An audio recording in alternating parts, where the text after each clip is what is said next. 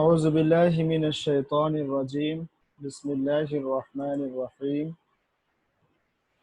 الحمد لله رب العالمين والصلاة على رسوله الأمين وعلى آله وأصحابه أجمعين. أما بعد فأعوذ بالله من الشيطان الرجيم. بسم الله الرحمن الرحيم. আমরা ক্লাসের শুরুতে একবার সবাই দুরূদ শরীফ পড়ে নেই।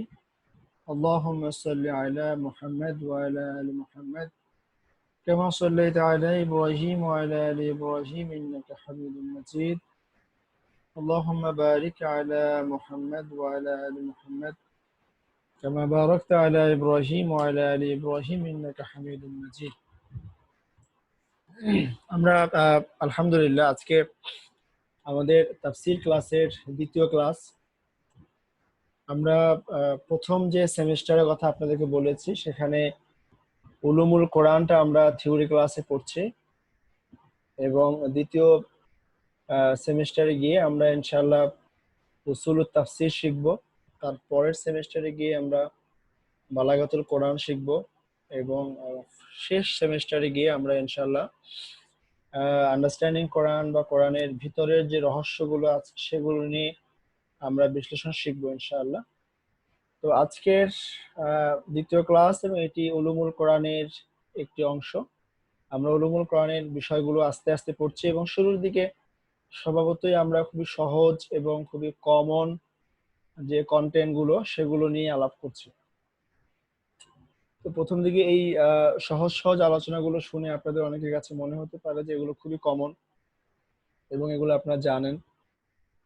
তারপরও যেটা হচ্ছে যে এর মধ্যে বেশ কিছু কথা থাকবে যেগুলো আপনাদের কাছে একটু নতুনই মনে হবে। তো আজকে আমাদের উলুমুল কোরআনের যে অংশ সে অংশের দ্বিতীয় ক্লাস এবং দ্বিতীয় ক্লাসের আজকের যে হেডলাইন সেটা আপনারা দেখতে পাচ্ছেন যে কোরআন এর উদ্দেশ্য ও বিভাজন। কোরআনের উদ্দেশ্য এবং বিভাজন, যে কোরআন কেন এসেছে সেটা এবং একই সাথে এই কোরআনকে আমরা কিভাবে এটিকে বিভক্ত করতে পারি সেই বিষয়টা এখানে থাকছে।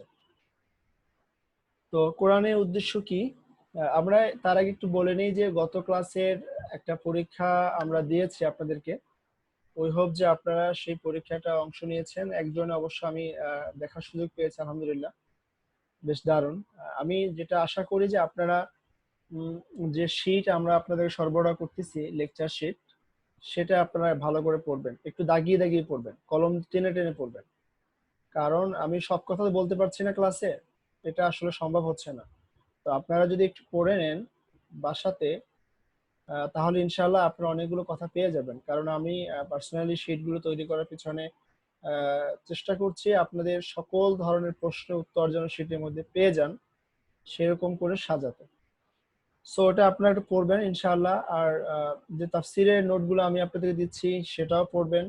একই সাথে তাফসিরের ক্ষেত্রে আমরা আপনাদেরকে যে রিকমেন্ড করব সেটা হচ্ছে যে অ্যাটলিস্ট 3টা তাফসির দেখবেন, কমপক্ষে 3টা তাফসির আপনারা দেখার চেষ্টা করবেন। তার মধ্যে তাফসিরে ইবনে কাসিরটা দেখবেন, তাফসিরে মারিফুল কোরআন দেখবেন এবং তাফসিরে তাফহিমুল কোরআন দেখবেন। এই 3টা তাফসির আপনারা একই সাথে পড়বেন। একই সাথে যে সূরাটা নিয়ে আমরা ক্লাসে আলোচনা করব, যে শীটটা আপনাদেরকে দিব, সেই শীটের উপরে আপনারা 3টা তাফসির পড়বেন। তাফসিরে ইবনে কাসির পড়বেন, তাফসিরে মারিফুল কোরআন পড়বেন এবং তাফহিমুল কোরআন পড়বেন। এরপর এর সাথে আপনারা আমাদের যে তাফসিরটা কালামে শেফা, যেটা আমি লিখছি এই মুহূর্তে, যেটা আমি আপনাদেরকে দিচ্ছি সেটা আপনারা পড়বেন। অর্থাৎ যে নোটটা আমি আপনাদের দিচ্ছি সেই নোটটাও পড়বেন। এই 4টা জিনিসের সমন্বয়ে আমরা তাফসির যে ক্লাস, তাফসিরের যে অংশ সেই অংশটা পড়বো। আর উলুমুল কোরআনের জন্য আমি যেটা ক্লাসে পড়াচ্ছি অলমোস্ট দ্যাটস এনাফ। যদি এর বাইরেও আপনাদের কেউ পড়তে চান, বেশ কিছু বই আছে উলুমুল কোরআনের, বিভিন্ন সময় পাবেন, সেগুলো সংগ্রহ করতে পারেন, সংগ্রহ না করলে সমস্যা নেই। তো যাই হোক, আজকে আমাদের কোরআনের উদ্দেশ্য আমরা একটু জানবো। এখানে অনেকগুলো কথা বলা আছে যে কোরআনের উদ্দেশ্য কি এটি জানাটা আসলে খুবই জরুরি। হ্যাঁ, কারণ কোনো কিছুই উদ্দেশ্য ছাড়া তো হয় না। আর উদ্দেশ্য ছাড়া কোনো কিছু যদি আমরা জানি বা দেখি সেটা কিন্তু আমাদেরকে কার্যত কোনো কল্যাণ দিবে না যদি আমরা সে উদ্দেশ্য সম্পর্কে ভালো মতন জানতে না পারি। এই জন্য কোরআনের উদ্দেশ্য কি? কোরআনের সহজ এবং সংক্ষিপ্ত ভাষায় এর উত্তর হচ্ছে যে কোরআনের উদ্দেশ্য হচ্ছে মানুষ। কোরআনের উদ্দেশ্য কি? মানুষ। অর্থাৎ মানুষের জীবনের প্রতিটি কাজ, প্রতিটি দিক, প্রতিটি বিভাগ, প্রতিটি বিষয়ে সুনির্দিষ্ট গাইডলাইন, সুনির্দিষ্ট নির্দেশনা দেয়াই হচ্ছে কোরআনের উদ্দেশ্য। তাহলে কোরআনের উদ্দেশ্য থেকে আমরা কি বাদ দিচ্ছি? আমরা জিনদের সম্পর্কে কোরআনের কোনো উদ্দেশ্য নেই। আমরা বলছি যে জিনদের জন্য কোরআনে বক্তব্য উদ্দেশ্য করা হয়নি, কোরআনে শয়তানকে উদ্দেশ্য করা হয়নি, কোরআনে ফেরেশতাদেরকে উদ্দেশ্য করা হয়নি, কোরআনে প্রাণী জগতের কোনো প্রাণীকে উদ্দেশ্য করা হয়নি। কোরআনের উদ্দেশ্য হচ্ছে কি? একমাত্র মানুষ। মনে রাখতে হবে মানুষ এবং মানুষের সামগ্রিকতাই হচ্ছে কোরআনের উদ্দেশ্য। খুব ভালো করে এটা বুঝতে হবে কিন্তু আমাদেরকে, কারণ আমরা অনেক সময় কোরআন দ্বারা নানা কিছু ব্যাখ্যা দেওয়ার চেষ্টা করি, যে ক্ষেত্রে আমরা মিসগাইড হচ্ছি, বিকজ আমরা কোরআনের উদ্দেশ্যটাকে মিস ইন্টারপ্রিটেশন করছি। তাহলে কোরআনের উদ্দেশ্য হচ্ছে মানুষ। হ্যাঁ, মানুষের জীবনের যা কিছু আছে, ভেরি ভেরি ভেরি কেয়ারফুলি শুনতে হবে। মানুষের জীবন, হ্যাঁ, মানুষের জীবন ডাজন্ট মিন যে এটা শুধুমাত্র হায়াতুদ দুনিয়া, দুনিয়ার জীবনটাকে মানুষের জীবন নয়। আমরা বলি দুনিয়ার জীবন, হায়াতুদ দুনিয়া। হ্যাঁ, তার মানে দুনিয়া হায়াতুল আখেরা আছে, তাই না? কারণ হচ্ছে যে হায়াতুদ দুনিয়া মুদাফ মুদাফ ইলাইহি হয়েছে, দুনিয়ার জীবন। মানুষের আবার আখেরাতের জীবন রয়েছে, মানুষের আবার দুনিয়ার পূর্ববর্তী জীবনটাও রয়েছে। তার মানে মানুষের সাথে স্রষ্টার একটা মিল এবং একটা অমিল রয়েছে। স্রষ্টা যেরকম অবিনশ্বর, স্রষ্টার শুরুও নাই, স্রষ্টার শেষও নাই। বাট মানুষের শুরু আছে, কিন্তু মানুষের কোনো শেষ নাই। কারণ মানুষের মধ্যে মূলত আমাদের মধ্যে যে রূহটা রয়েছে, এই রূহটা আল্লাহরই একটা অংশ। আল্লাহ নিজের পক্ষ থেকে আমাদের মধ্যে একটি হুকুম জারি করেছেন। আমি গত ক্লাসে আপনাদেরকে বলেছিলাম যে কোরআন হচ্ছে আল্লাহর কালাম, কালামুল্লাহ। যখন কালাম হয়, তখন কালামকে কোনোভাবেই সত্তা থেকে আলাদা করা যায় না। অর্থাৎ আল্লাহ যে সত্তা, সেই সত্তা থেকে যেভাবে কোরআনকে আলাদা করা যাবে না, ঠিক একইভাবে আল্লাহর যে কোনো হুকুম, যে কোনো কমান্ড, যে কোনো যে যে কথাটা আল্লাহর মুখ থেকে বের হয়, সেই জিনিসকে আমরা আল্লাহ থেকে আলাদা করতে পারি না। ফলে মানুষের মধ্যে যে রূহ, এই রূহটা আল্লাহ ফুঁকে দেন, আল্লাহ ফু দিয়ে দেন। তার মানে হচ্ছে যে এই রূহটা আল্লাহরই একটি কমান্ড, যেটা কোরআনে এসেছে যে ইয়াসআলুনাকা আনির রূহ কুল আর রূহ মিন আমরি রব্বি। যে নবী, আপনার কাছে লোকেরা এসে জিজ্ঞেস করছে রূহ কি, আপনি বলে দিন যে রূহ হচ্ছে আমার রবের একটা হুকুম। তাহলে এই যে রবের হুকুম, হুকুম ব্যাপারটা, হ্যাঁ, ইটস ভেরি ইম্পর্টেন্ট পয়েন্ট। যে হিউম্যান বিং, মানুষ হচ্ছে রবেরই একটি অংশ, স্রষ্টারই একটি অংশ, বা স্রষ্টারই এমন একটা সৃষ্টি বৈশিষ্ট্য যেটা অবিনশ্বর। পৃথিবীর একমাত্র মানুষ, হ্যাঁ, যে মানুষের মানুষের কোনো শেষ নাই, মানুষের শুরু আছে, শেষ নাই। তাহলে এই যে শুরু থেকে, বিগিনিং থেকে এন্ডিং, বা একেবারে আমরা যে খালিদিনা ফিহা, খালিদিনা ফিল জান্নাহ আর খালিদিনা ফিল জাহান্নাম, এই লেভেল পর্যন্ত প্রত্যেকটা জায়গাতে গাইডলাইন করার জন্য যেই ম্যানিফেস্টো দরকার, যে গাইডলাইন দরকার, সেটি হচ্ছে মূলত কোরআন। এটি কোরআন উদ্দেশ্য। তো আমার মনে হয় আপনাদের কাছে কোরআনের উদ্দেশ্যটা ক্লিয়ার। এখন আমরা একটু হিস্ট্রিতে চলে যাই। যখন আল্লাহ তাআলা আদম আলাইহিস সালামকে সৃষ্টি করলেন এবং হাওয়া আলাইহিস সালামকে সৃষ্টি করলেন, আমি আপনাদেরকে আগেও বলেছি যে আদম এবং হাওয়া আলাইহিস সালামের সৃষ্টির রহস্যটা কোরআনে যেভাবে বর্ণনা করে, সেক্ষেত্রে এটা বোঝা যায় যে একই সাথে আদম এবং হাওয়া বোথকে আল্লাহ তাআলা তৈরি করেছেন, এবং তাদের উভয়কেই আল্লাহ তাআলা ফেরেশতাদের মজলিসে জড়ো করেছেন, এবং সেখানে ফেরেশতাদের সামনে তাদেরকে তাদের যে ওরিয়েন্টেশন প্রোগ্রাম সেটা হয়েছে। যদিও এই ব্যাপারে ইখতিলাফ রয়েছে, but it's my understanding towards the holy Quran. আমি যখন কোরআন পড়ি এবং পড়ার পর আমার কাছে এমনটা মনে হয়েছে। তো এই লম্বা ঘটনার পরে যে আদম আলাইহিস সালাম যখন বেহেশত থাকলেন, এবং ইন দ্য সেম টাইম তাকে যখন সবকিছু পরে বলা হলো যে এবার তোমার বেহেশত থেকে বের হয়ে দুনিয়ায় যাবার সময় হয়েছে, তখন আল্লাহ বললেন যে কুলনা ইহবিতু মিনহা জামিআন ফাইম্মা ইয়াতিয়ান্নাকুম মিন্নি হুদান ফামান তাবিআ হুদায়া ফালা খাউফুন আলাইহিম ওয়ালা হুম ইয়াহজানুন ওয়াল্লাযীনা কাফারু ওয়া কাযযাবু বিআয়াতিনা উলাইকা আসহাবুন নার হুম ফিহা খালিদুন। এটি সূরা বাকারার একটি আয়াত, যেখানে আমরা রেফারেন্স নিচে লেখা আছে, দেখবেন 38-39 নম্বর আয়াত। তো এই আয়াতে আল্লাহ বলছেন যে হে আদম, তোমরা এখন দুনিয়ায় চলে যাও, তোমরা সবাই চলে যাও, তুমি, তোমার ওয়াইফ এবং ইবলিস, শয়তান, অল অফ ইউ, তোমরা সবাই দুনিয়ায় চলে যাও এবং সেখানে গিয়ে তোমরা কিছুদিন বসবাস করো। তোমাদের কাছে লাইফ চালানোর জন্য, দুনিয়ায় কিভাবে চলবা তার জন্য আমার পক্ষ থেকে হুদা যাবে, হুদা, মিন্নি হুদান। এই হুদাটাই হচ্ছে মূলত, গাইডেন্সটাই হচ্ছে মূলত কেতাব, যেটাকে আমরা এখন কোরআন নামে জানি। আমাদের প্রিভিয়াস উম্মারা বিভিন্ন নামে এটা জানতো। যেমন ঈসা আলাইহিস সালামের উম্মতরা এটা ইনজিল নামে জানতো, মুসা আলাইহিস সালামের উম্মতরা তাওরাত জানতো, বা দাউদ আলাইহিস সালামের উপরে জাবুর এসেছিল, ইব্রাহিম আলাইহিস সালামের উপর সহিফা এসেছিল। হ্যাঁ, তো এরকম প্রত্যেক নবীর কাছে প্রত্যেক যুগে আল্লাহ তাআলা কিতাব নাযিল করেছেন, সেটি কোরআনের বিভিন্ন জায়গায় রয়েছে। তো এখান থেকে যেটা বোঝা গেল যে এই গাইডেন্সটা মানুষ সৃষ্টির শুরু থেকেই এই আসমানি গাইডেন্সটা আমাদের কাছে এসছে, এবং এটি একটি হিউম্যান বিং এর জন্য খুবই জরুরি একটা গাইডেন্স। এটা ছাড়া সে কোনোভাবেই সঠিক পথ খুঁজে পাবে না। তো আল্লাহ বলছেন, যারা এই গাইডেন্স পাবার পরও এটাকে অস্বীকার করবে, এটাকে মিথ্যা প্রতিপন্ন করবে, তাদেরকে আমি জাহান্নামে শাস্তি দিব। তো আল্লাহ একের সাথে ওয়ার্ন করলেন এই জায়গাটাতে। তো এ ধরনের কথা কোরআনে বেশ কয়েকটা আয়াত আছে, যেমন সূরা বাকারা 185 নম্বর আয়াত আল্লাহ বলছেন যে শাহরু রমাদান আল্লাযী উনজিলা ফীহিল কুরআন হুদাল লিন-নাস ওয়া বায়্যিনাতিন মিনাল হুদা ওয়াল ফুরকান। খেয়াল করবেন যে হুদাল লিন-নাস, এই কোরআন কেন? এই কোরআন হচ্ছে হুদাল লিন-নাস, সমস্ত মানুষের জন্য guidance, for all human being, not for all Muslim, for all human being, যারাই মানুষ তাদের প্রত্যেকের জন্য কোরআনের মধ্যে গাইডেন্স রয়েছে। সো একজন নন মুসলিম, সে যে ধর্মেরই হোক না কেন, সে যদি কোরআন থেকে তার লাইফের, অন্তত দুনিয়ার জীবনটাকে সে যদি সুন্দর করতে চায়, সে কোরআন থেকে তার যথেষ্ট পরিমাণ উপাদান সংগ্রহ করতে পারে।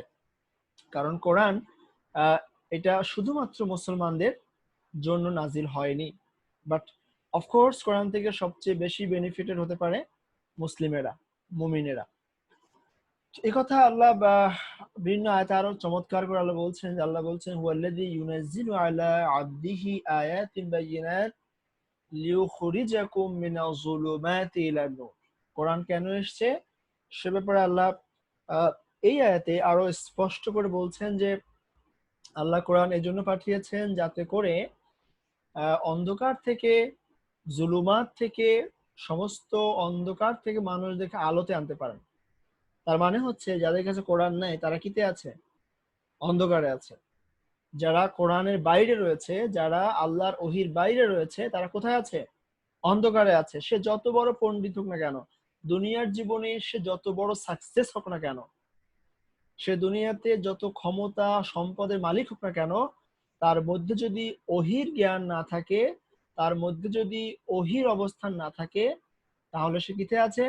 অন্ধকারে আছে। অন্ধকারের অপোজিট হচ্ছে নূর। নূর, হ্যাঁ, নূর হচ্ছে এমন একটা আলো, যে আলোতে মানুষ পুড়ে যায় না, বরং স্নিগ্ধ হয়। চাঁদের আলোকে আমরা যেরকম জোছনা বলি, এবং সূর্যের আলোকে কিন্তু আমরা একটা তাপ বলি, উত্তাপ। তো নূর হচ্ছে এমন একটা আলো যে আলোতে তাপ নেই, কিন্তু জোছনা আছে, একটা হৃদয়কে আন্দোলিত করার অনুভূতি আছে। তো কোরআন সম্পর্কে আমি সর্বশেষ যে আয়াতটি আপনাদেরকে শোনাতে চাই, এখানে আরো দুইটা আয়াত আছে। তাহলে একটা আয়াত হলো যে হাদা বায়ানুল লিন্নাস, এটি টোটাল হিউম্যান বিং এর জন্য একটি স্পষ্ট বয়ান।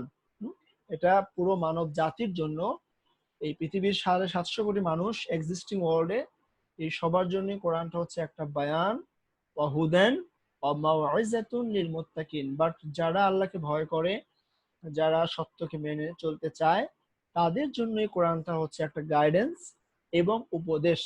তাহলে কোরআনটা যদিও সবার জন্য বয়ান, কিন্তু সবার জন্য হেদায়েত এবং গাইডেন্সটা হতে আহ, উপদেশ হিসেবে কাজ করবে না। কারণ উপদেশ এবং হেদায়েত নিতে হলে আপনাকে এই কোরআনের যে আল্লাহকে যে ভয় করার অনুভূতি, বা কোরআনকে মেনে নেয়ার যে অনুভূতি, সেটি থাকতে হবে। এবং আরেকটা আয়াত আমরা খেয়াল করুন যে আল্লাহ বলছেন ইয়া আইয়ুহান নাস قد جاءتكم موعظة من ربكم وشفاء لما في الصدور وهدى ورحمة للمؤمنين। হে মানুষ, আল্লাহ সমস্ত মানুষকে মুখাতাব করছেন। আল্লাহ বলছেন, হে মানুষ, তোমাদের কাছে তোমাদের রবের পক্ষ থেকে উপদেশ এসে গেছে।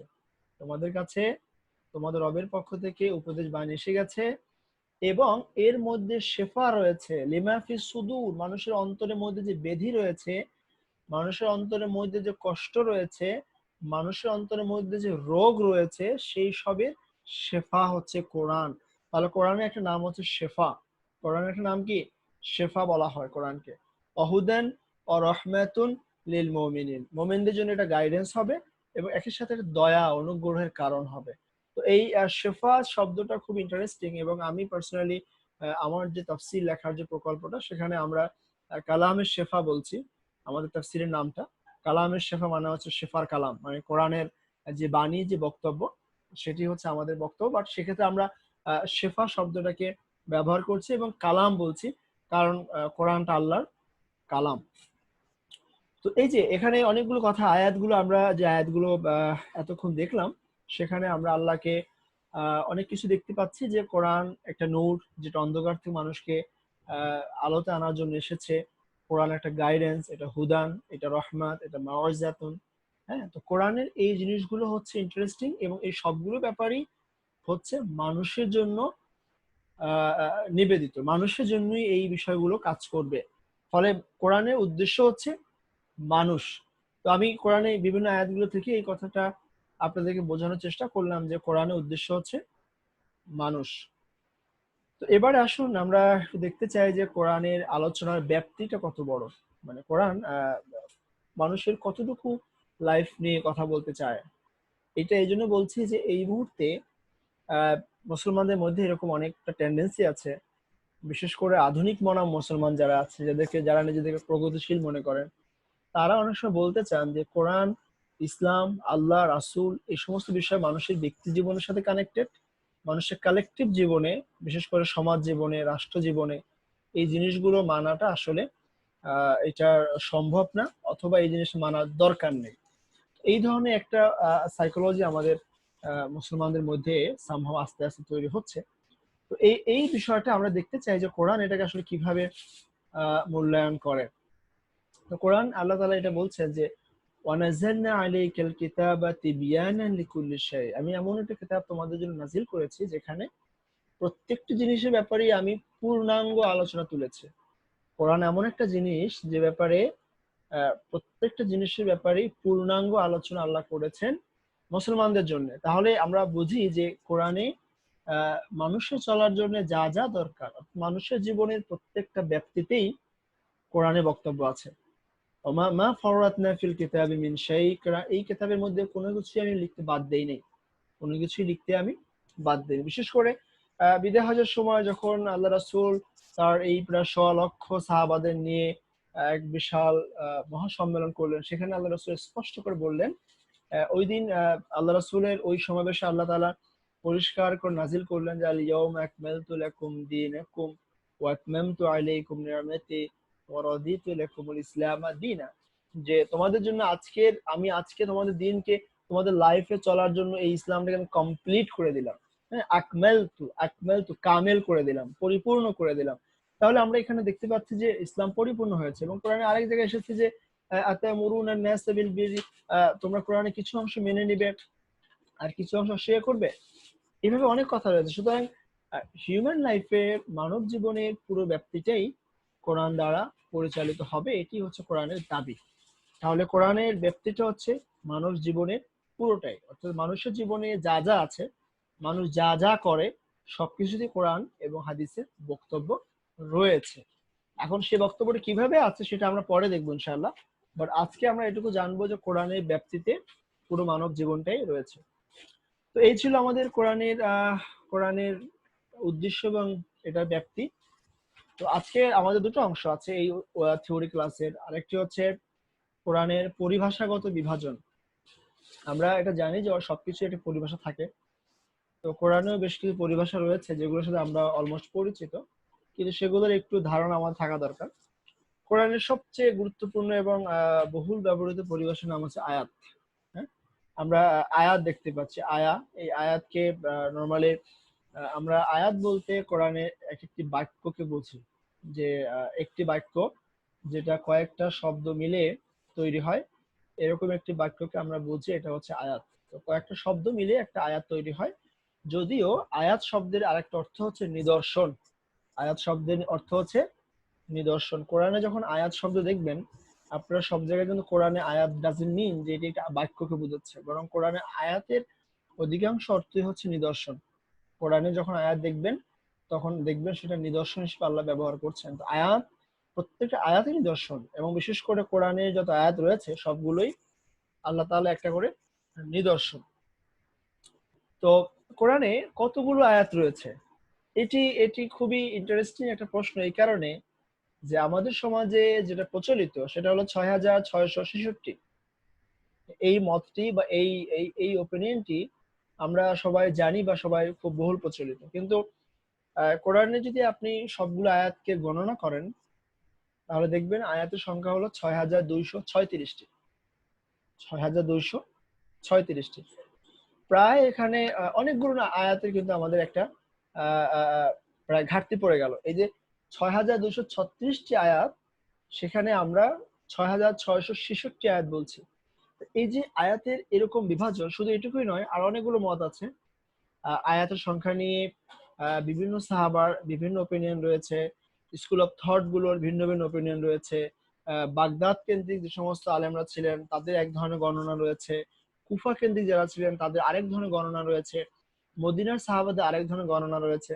এখন খুব সিম্পলি আপনি প্রশ্ন করতে পারেন যে সবাই মিলে তো কোরআনের সূরাগুলো গুনলেই পারে, যেটা আমরা এখন করছি। আমরা এখন বাংলাদেশে যে কোনো কোরআন শরীফ কিংবা আপনি বিশ্বের যে কোনো প্রান্তের একটা কোরআন শরীফ খুলে যদি আপনি গণনা করেন তো এই ৬,২৩৬ আয়াতে পাবেন। তাহলে এই প্রশ্নটা স্বাভাবিক উঠতেই পারে যে এই ধরনের কেন এত আয়াতের গরমিল হলো তাদের গণনার মধ্যে, তারা কি ভুল গুনেছিলেন? না, আসল ব্যাপার হচ্ছে যে কোরআনের এই যে পাণ্ডুলিপি তৈরি হয়েছিল সেই পাণ্ডুলিপি তখন অ্যাভেলেবেল ছিল না, প্রথমত এটা। দ্বিতীয়ত হচ্ছে সাহাবারা নিজেরাই যখন গণনা করতেন তখন কোন কোন সাহাবার কাছে দুইটা আয়াত মিলে একটা আয়াত মনে হতো, তারা দুটো আয়াতকে একটা আয়াত মনে করতেন। আবার কোন কোন সাহাবা একটা আয়াতকে ভাগ করে দুইটা আয়াত গণনা করতেন। তাহলে যিনি দুইটা আয়াতকে গুণে একটা আয়াত করেছেন তার আয়াত কমে যেত, আবার যিনি ভেঙে একটা আয়াতকে দুইটা আয়াত করতেন তার আয়াত বেড়ে যেত। এটা ঘটেছে। আবার কেউ কেউ কোরআনে বেশ কিছু আয়াত রয়েছে যেগুলো নসব, যেগুলো হচ্ছে আপনার মানসুব হয়ে গেছে, অর্থাৎ রহিত হয়ে গেছে। এই ধরনের কিছু কিছু আয়াতকে তারা আবার কাউন্ট করতেন। কেউ কেউ সেটাকে আবার কিছু কিছু যে আয়াত কোরআনে আছে সেগুলোকেও কেউ কেউ বাদ দিতেন। তো এই ধরনের হিসাবের কারণেই মূলত এই সাহাবাদের মধ্যে বা আমাদের প্রিভিয়াস সালাফদের মধ্যে এই ধরনের ভিন্নতা ছিল। তো এখন যেহেতু আমাদের কাছে মাসহাফ রয়েছে এবং আমরা সবাই এখন একটা কোরআনে পড়ি, পুরো ওয়ার্ল্ডে একটা কোরআন রয়েছে, সো এই জন্য এখন আর এই ৬,৬৬৬ কিংবা এই যে বিতর্কগুলো সেগুলোর আর কোনো ভ্যালিডিটি থাকছে না। বরং এখন আমরা সবাই এক বাক্যে বলবো যে কোরআনের আয়াত হচ্ছে ৬,২৩৬টি। তো এই হচ্ছে আয়াতের সংখ্যা নিয়ে কথা। এবার আয়াতের ধরন বা বৈশিষ্ট্য একটু জেনে নেই আমরা। কোরআনে আয়াতকে চাইলে নানাভাবে ভাগ করা যায়। বেশ কয়েকটা ডাইমেনশনে আমরা আয়াতকে বিভাজন করতে পারি। যেমন ধরুন আমরা যদি নাজিলের স্থানকে ধরে ভাগ করি সেক্ষেত্রে আমরা মাক্কি এবং মাদানী হিসেবে ভাগ করতে পারি। কিছু আয়াত রয়েছে মক্কায় নাজিল হয়েছে, কিছু আয়াত রয়েছে মদিনায় নাজিল হয়েছে, আবার কিছু আয়াত রয়েছে যেটা তায়েফে নাজিল হয়েছে, কিছু আয়াত রয়েছে যেটা তাবুকে নাজিল হয়েছে, হ্যাঁ, কিছু আয়াত রয়েছে যেটা অন্য কোনো কাবিলায় নাজিল হয়েছে, হ্যাঁ, খায়বারে নাজিল হয়েছে। তাহলে এই নাজিল হওয়ার ভিত্তিতে আমরা আয়াতগুলোকে বিভাজন করতে পারি। আবার আরেকটি হচ্ছে যে হিজরতের ভিত্তিতে আমরা আয়াতগুলোকে ভাগ করতে পারি, যে কিছু কিছু আয়াত হিজরতের আগে নাজিল হয়েছে, আবার কিছু আয়াত হিজরতের পরে নাজিল হয়েছে, এটি ভাগ করা যেতে পারে। আরেকটি বিভাজন রয়েছে যেটি আমরা ইনশাআল্লাহ আমরা এই মাক্কি মাদানী গুলোর ব্যাপারগুলো নিয়ে পরে বিস্তারিত করব। আরেকটি ভাগ হচ্ছে মুহকাম মুতাশাবি। মুহকাম মুতাশাবি অর্থাৎ স্পষ্ট এবং অস্পষ্ট। কোরআনের মধ্যে কিছু আয়াত রয়েছে স্পষ্ট, যেটার ব্যাপারে সব আলেমরা একমত, সবাই জানে, সবাই বোঝে, ওটা পড়লে একজন সাধারণ মানুষও বুঝতে পারবে, এটা হচ্ছে মুহকাম আয়াত, স্পষ্ট। আর কিছু আয়াত রয়েছে অস্পষ্ট, যেটা রূপক, হ্যাঁ, যেটা খুব সহজে বোঝা যাবে না। এইগুলো হচ্ছে খুবই এটা খুব জ্ঞানতাত্ত্বিক ব্যাপার। তো এই আয়াতগুলো হচ্ছে মুতাশাবি আয়াত। আমরা ইনশাল্লাহ আমাদের নেক্সট ক্লাসগুলোতে এই মুহকাম, মুতাশাবি, মাক্কি, মাদানী এগুলো সম্পর্কে বিস্তারিত পড়বো। সো আজকে আমি এটার ডিটেল বলছি না। এর বাইরে একদল আলেম রয়েছেন যারা মনে করেন যে কোরআনের আয়াতগুলোকে মোটা দাগে 5টা ভাগে ভাগ করা যায়। মোটা দাগে 5টা ভাগে কোরআনের আয়াতগুলোকে ভাগ করা যায়। একটা হচ্ছে যে হালাল সংক্রান্ত আয়াত। কোরআনে অনেকগুলো আয়াত রয়েছে যেগুলো হালালাইজেশন করে, বিভিন্ন জিনিসকে হালাল করে, বৈধতা দিচ্ছে অ্যাজ এ ফিক ম্যাটার অফ ফিক হিসাবে। কিছু রয়েছে হারাম সংক্রান্ত আয়াত, যে এটা করা যাবে না, এটা করা যাবে না, এটা করা যাবে না, এরকম হারাম করা হয়েছে, অনেকগুলো কাজকে হারাম করা হয়েছে, এরকম কিছু আয়াত রয়েছে।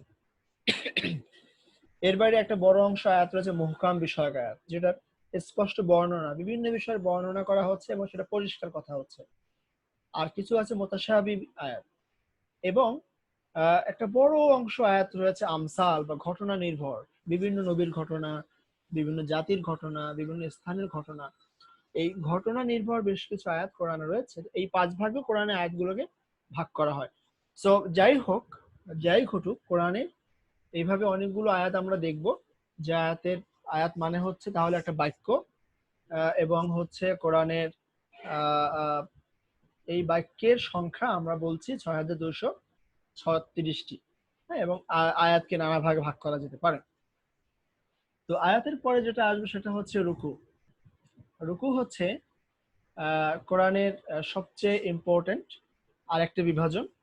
এটা এই জন্য ইম্পর্টেন্ট যে কতগুলো আয়াতকে যদি আমরা এক জায়গায় জড়ো করি, কতগুলো আয়াতকে যখন আমরা একসাথে দেখি তখন সেটা হয়ে যায় রুকু।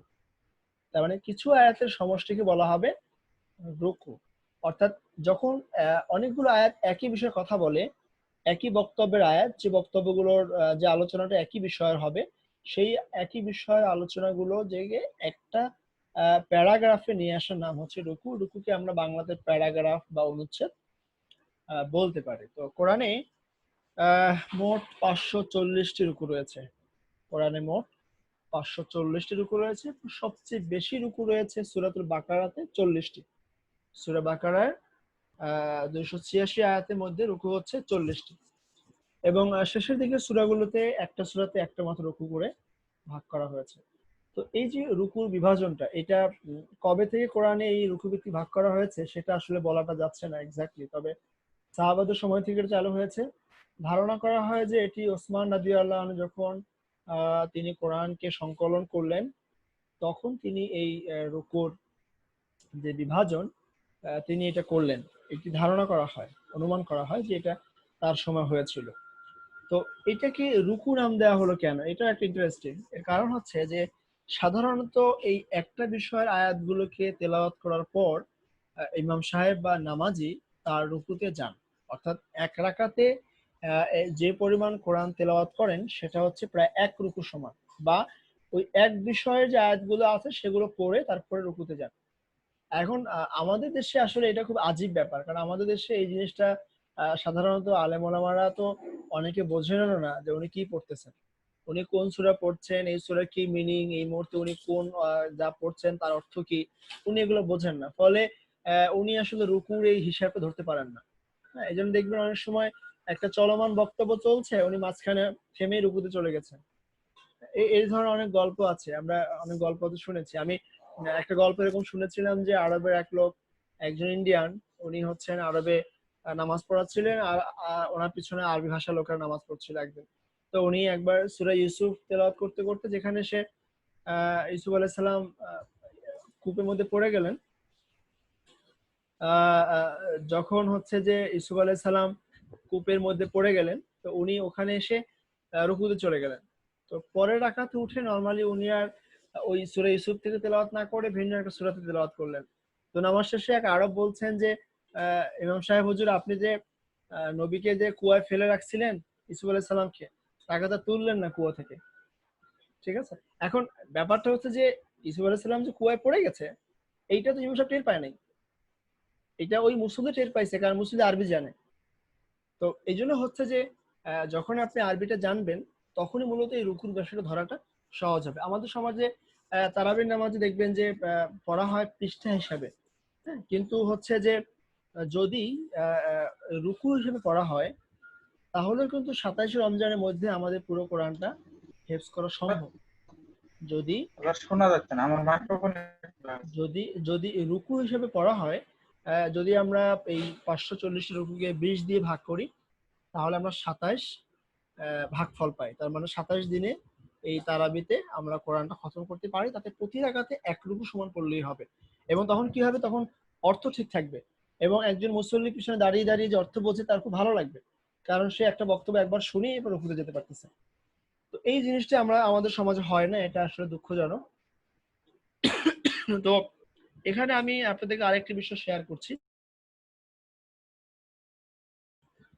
সেটি হচ্ছে যে এই যে রুকুতে 1 রুকু মানে হচ্ছে একটা অংশ পড়ে আমাদের নামাজ পড়তে যাওয়ার কথা বলা হচ্ছে। তার আরেকটা মেসেজ হচ্ছে যে আমরা যেন নামাজে অন্তত 1 রুকু তেলাওয়াত করি, 1 রাকাতের জন্য আমরা 1 রুকু তেলাওয়াত করি।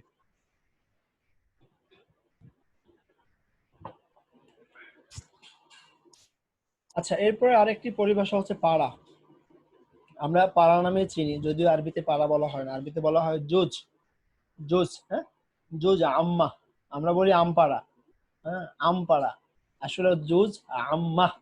আম্মা মানে হচ্ছে আম্মা ইয়াতাসালুন, এখান থেকে যেহেতু এই পাড়াটা শুরু হয়েছে, এই জুজটা শুরু হয়েছে, সুতরাং ওই প্রথম শব্দটাকে ওই পাড়ার নামকরণ বলা হয় জুজ আম্মা, বা আমাদের বাংলা ভাষা হয়ে গেছে আমপাড়া। ছোটবেলায় মনে করতাম যে আম গাছ থেকে আম পাড়তে হবে, এই ধরনের কোনো একটা পাড়া আর কি, হ্যাঁ। তো এই জুজ মানে হচ্ছে পাড়া, যেটি মূলত কোরআনকে 30 ভাগে বিভক্ত করা হয়েছে। এটি অর্থের ভিত্তিতে নয়, বরং আয়াতের সংখ্যার ভিত্তিতে। হ্যাঁ, ইতিহাসে এই বিষয়টি মূলত ওসমান রাদিয়াল্লাহু আমলেই পূর্ণাঙ্গ রূপ পেয়েছে, যদিও তার আগেও এটি ছিল এবং বিশেষ করে ওমর রাদিয়াল্লাহু শাসন আমলে এইভাবে পাড়ার বন্টনটা হয়েছিল। তো এইটি কেন করা হয়েছিল সেটি খুবই ইন্টারেস্টিং, কারণ হচ্ছে যে মূলত যাতে সাহাবারা এক মাসে, এক মাসে তো 30 দিন হয়, তো যাতে সাহাবা আজমাইন 30 দিনে পুরো এক মাসে পুরো কোরআনটা খতম দিতে পারে, কোরআনটা যেন খতম করতে পারে এক মাসে, এই জন্য মূলত হচ্ছে পাড়াটাকে বিভক্ত করা হয়েছে। তার মানে সাহাবারা মাসে অন্তত একবার হলেও পুরো কোরআনটা খতম দিতেন। এটি এটি সাহাবাদের শিক্ষার মৌলিক বৈশিষ্ট্য ছিল। আমাদের সমাজে তো আসলে কোরআন আমরা রমজান মাস না আসলে খতম দেই না, এবং খতম তো খতমই দেই, হ্যাঁ, এবং অনেকটা খতমই করে ফেলি কোরআনটাকে, কিন্তু বাস্তবে কোরআনটা আমাদের পড়া হয় না। তো কোরআনকে যদি সর্বোচ্চ সময় নিয়ে পড়তে হয়, হ্যাঁ, এই 30 পারা দিয়ে ভাগ করার মানে হচ্ছে যে আপনি যদি কোরআনকে সর্বোচ্চ সময় নিয়ে পড়তে চান তাহলে 30 দিন, একবার পুরো কোরআনটা আপনি শুরু থেকে শেষ করবেন। এই জন্য যদি আপনি সর্বোচ্চ সময় নিতে চান তাহলে 30 দিন, 30 দিনের মধ্যে আপনাকে শেষ করতে হবে। এটা হচ্ছে একটা শিক্ষা, একটা মেসেজ, যেহেতু আমরা কোরআনকে 30 ভাগ করে দিলাম, তার মানে হচ্ছে তুমি যদি চাও তাহলে সর্বোচ্চ 30 দিনে এই কোরআনটাকে তুমি শেষ করতে পারবা, কিন্তু এর বেশি সময় নেওয়া তোমার ঠিক হবে না। এটি হলো কোরআনে 30 পারা ভাগ করার একটা কারণ। আরেকটি হচ্ছে মানজিল। মানজিল মানে হচ্ছে কোরআনকে 7টা ভাগে ভাগ করা হয়, এটিও পাড়ার একটি ভার্সন। পাড়ায় ওখানে আমরা এক মাসের হিসাব করছি, মানজিলে আমরা 7 দিন বা 1 সপ্তাহ হিসাব করছি। তার মানে কেউ যদি এক সপ্তাহে পুরো কোরআনটা খতম দিতে চায়, তাকে বলা হবে তুমি তাহলে প্রথম দিন এটুকু পড়ো, দ্বিতীয় দিন এটুকু পড়ো, এভাবে করে করে ভাগ করে দেয়া আছে। তো তার মানে কেউ চাইলে 7 দিনও পড়তে পারে, হ্যাঁ। কোরআনে হাদিসের মধ্যে 3 দিন সর্বনিম্ন, 3 দিনে, 3 দিনের কম সময় খতম দিলে আল্লাহ রাসূল বলছেন যে এই লোক কোরআনে কিছুই বোঝে নাই, এই লোক কোরআনে কিছুই বোঝে নাই। 3 দিনের যে খতম দিতে নিষেধ করা হয়েছে, বরং বলা হয়েছে যদি খতম দিতে হয় তাহলে অ্যাটলিস্ট 3 দিন সময় নাও, বাট বেটার অপশন হচ্ছে 7 দিনে পড়ো। এবং তার চাইতেও যদি তুমি বেশি সময় নিতে চাও তাহলে কয় দিনে পড়বা, 30 দিনে পড়বা। তার 30 দিনে তুমি এক খতম কোরআন দিবা, এইটা একজন মুমিনের জন্য খুবই জরুরি। এবং আমি পার্সোনালি এটা বিশ্বাস করি যে একজন মুমিন যদি 30 দিনে একবার এক খতম কোরআন পড়তে পারে, তাহলে সে তার লাইফ আলোকিত হবে এবং সে নূর পাবে তার জীবনে। বাট শর্ত হচ্ছে কোরআন কিন্তু এই তোতা পাখির মতো না বুঝে পড়লে হবে না, আপনাকে বুঝে বুঝে কোরআনটা পড়তে হবে। তো সেক্ষেত্রে যারা আপনারা এখন কোরআন আরবি জানেন, আলহামদুলিল্লাহ, আপনারা আমার মনে হয় যে কোরআন পড়লে একটা মোস্ট অফ দা আয়াতেরই মিনিং বুঝতে পারবেন। হ্যাঁ, একটু সাথে অনুবাদ রাখবেন, অনুবাদ কোরআনটা সাথে রাখবেন, ওটা দিয়ে পড়বেন। তো আরবিটা চোখ রাখবেন, যখন কোনো আয়াতের মিনিংটা একটু বুঝতে সমস্যা হবে একটু আরবিটা বাংলাটা দেখে নেবেন। তো আপনি আরবি পড়ে যাবেন এবং আরবি থেকে বোঝার চেষ্টা করবেন। যদি কোনো আয়াতের আপনি মনে হয় যে একটু একটু অস্পষ্ট, আপনি সেক্ষেত্রে বাংলাটা একবার চোখ বুলিয়ে যাবেন সেক্ষেত্রে। এবং এভাবে যদি আপনারা এক পারা ডেইলি পড়তে পারেন, তাহলে ইনশাআল্লাহ কোরআন দ্বারা যে ব্যক্তি আলোকিত হওয়ার কথা আমরা বলছি, সেটি আমরা ইনশাআল্লাহ পাবো। কোরআনে পাওয়ার আছে, নূর আছে। তো এখানে এই 7টি মঞ্জিল দেখানো আছে, কোন সূরা পর্যন্ত আপনারা একটু পড়ে নেবেন, আমি এটা পড়ছি না।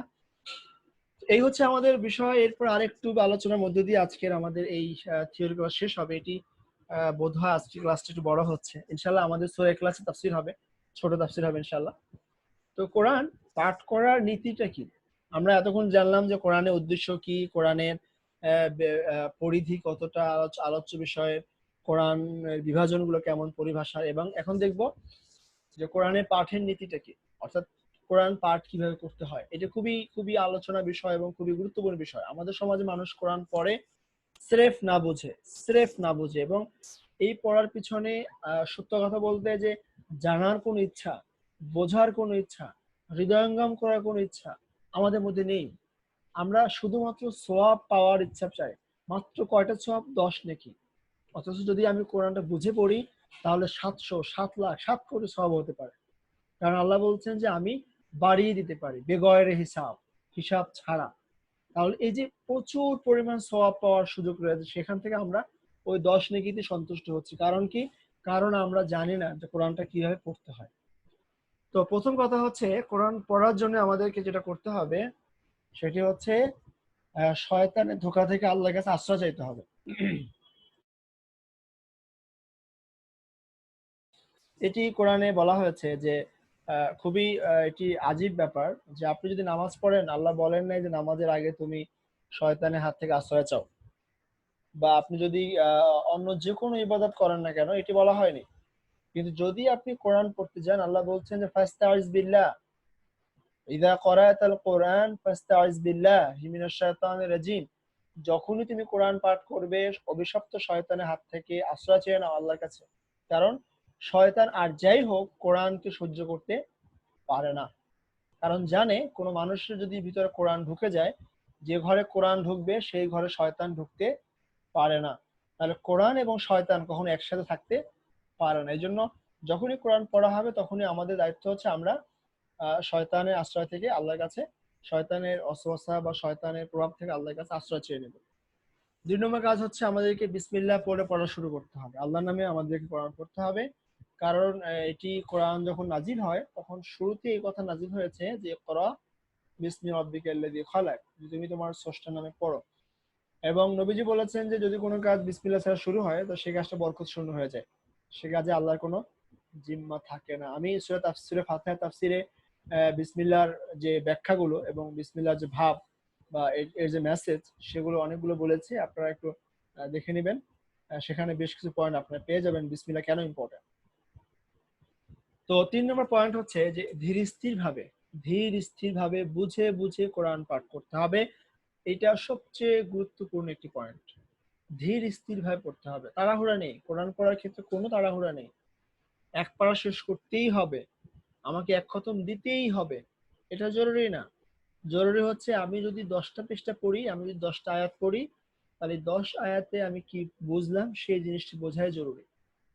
আমি সূরা ফাতিহার তাফসীর আপনাদেরকে বলেছিলাম যে কেউ যদি পুরো কোরআনের কোনো কিছুই সারা জীবনে নাও পড়ে, নাও জানে, সে যদি শুধুমাত্র সূরা ফাতিহার 7টা আয়াতের সন্ধান পায় এবং ওই 7টা আয়াতকে সে যদি তার জীবনের মাইলফলক, জীবনের গাইডেন্স হিসেবে গ্রহণ করে, তাহলেই যথেষ্ট।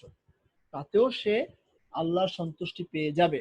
তার মানে হচ্ছে যে আমরা কোরআনের কত বড় অংশ পড়ছি এটা জরুরি নয়। জরুরি হচ্ছে যেটুকু পড়ছি সেটুকু আমি বুঝতে পারছি কিনা। আল্লাহ বলছেন ওয়ারাত্তিল কোরআনা তারতিলা, তুমি ধীরে স্থির হয়ে পড়ো, বুঝে বুঝে পড়ো, আস্তে আস্তে পড়ো। আগে বোঝো, তারপর সামনে আগাও। সাহাবাদের মধ্যে অনেক সাহাবী এমন ছিলেন যারা বলতেন যে আমি সূরা বাকারা পড়েছি 2 বছর বসে।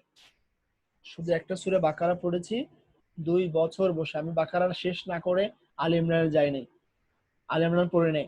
তার মানে বুঝে বুঝে আমাদের সামনে আগাতে হবে। ঠিক আছে? এটি খুবই গুরুত্বপূর্ণ। তো নবী করিম সাল্লাল্লাহু আলাইহি ওয়াসাল্লাম কিভাবে কোরআন পড়তেন তাকে একজন সাহাবা জিজ্ঞেস করলেন, আনাস রাদিয়াল্লাহু আনহু জিজ্ঞেস করলেন, তিনি বললেন যে আল্লাহ রাসূল টেনে টেনে পড়তেন, কোরআন শরীফটা টেনে টেনে পড়তেন। কিভাবে পড়তেন তিনি এবার পড়ে শোনালেন যে তিনি বিসমিল্লাহির রহমানির রহিম, এই প্রত্যেকটা শব্দকে তিনি আলাদা আলাদা করে টেনে টেনে পড়তেন এবং আয়াতের শেষে তিনি থামতেন।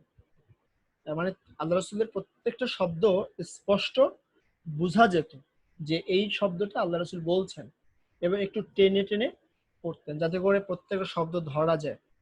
কোরআনে একমাত্র টেনে টেনে পড়তে বলা হয়েছে, কোরআন টেনে টেনে পড়তে বলা হয়েছে এই কারণে যে যাতে করে আমরা জিনিসটা বুঝতে পারি, যাতে করে জিনিসটা আমরা বুঝতে পারি। হ্যাঁ, খুব দ্রুত পড়ে গেলে বুঝতে পারবো না, ধরতে পারবো না। এই জন্য কোরআনকে দ্রুত পড়া যাবে না। কিভাবে পড়তে হবে? ধীরে ধীরে। আল্লাহ রাসূল বলছেন যে এমন কিছু কারি রয়েছে যারা কোরআন পড়ে অথচ কোরআন তাদের অভিশাপ দেয়। এমন কিছু কারি, এমন কিছু পাঠক রয়েছে যারা কোরআন পড়লে সওয়াব তো দূরের কথা, উল্টো আরো তারা অভিশপ্ত হয়। কেন হয়? কারণ তার কোরআন তার কণ্ঠ থেকে ভিতরে যায় না। রাসূলের আরেকটা হাদিস খুবই চমৎকার। আল্লাহ রাসূল বলছেন যে তোমরা অচিরেই এমন একটা জনগোষ্ঠী দেখবা, এমন একটা জাতি দেখবা যারা খুব সুন্দর করে কোরআন পড়বে, কিন্তু কোরআন তাদের গলা ভেদ করে পেটের মধ্যে ঢুকবে না। কোরআন তারা খুব মানে খুব সুন্দর করে কোরআন পড়বে, কিন্তু সে কোরআন তাদের গলা ভেদ করে ভিতরে ঢুকবে না। তাহলে কোরআন পড়লে হবে না, আপনাকে ধীরে ভাবে আস্তে আস্তে পড়তে হবে। ৪ নম্বর পয়েন্ট হলো যে পূর্ণ মনোযোগ দিয়ে পড়তে হবে। এটি এটি খুবই ইন্টারেস্টিং, কারণ অনেক সময় আমাদের মনোযোগ থাকে না, আমরা পড়ে যাচ্ছি যে পড়ে যাচ্ছি, মনোযোগ নেই, আমি কি পড়ছি ঠিক বুঝতেছি না। মনোযোগ না দিলে বোঝা যায় না।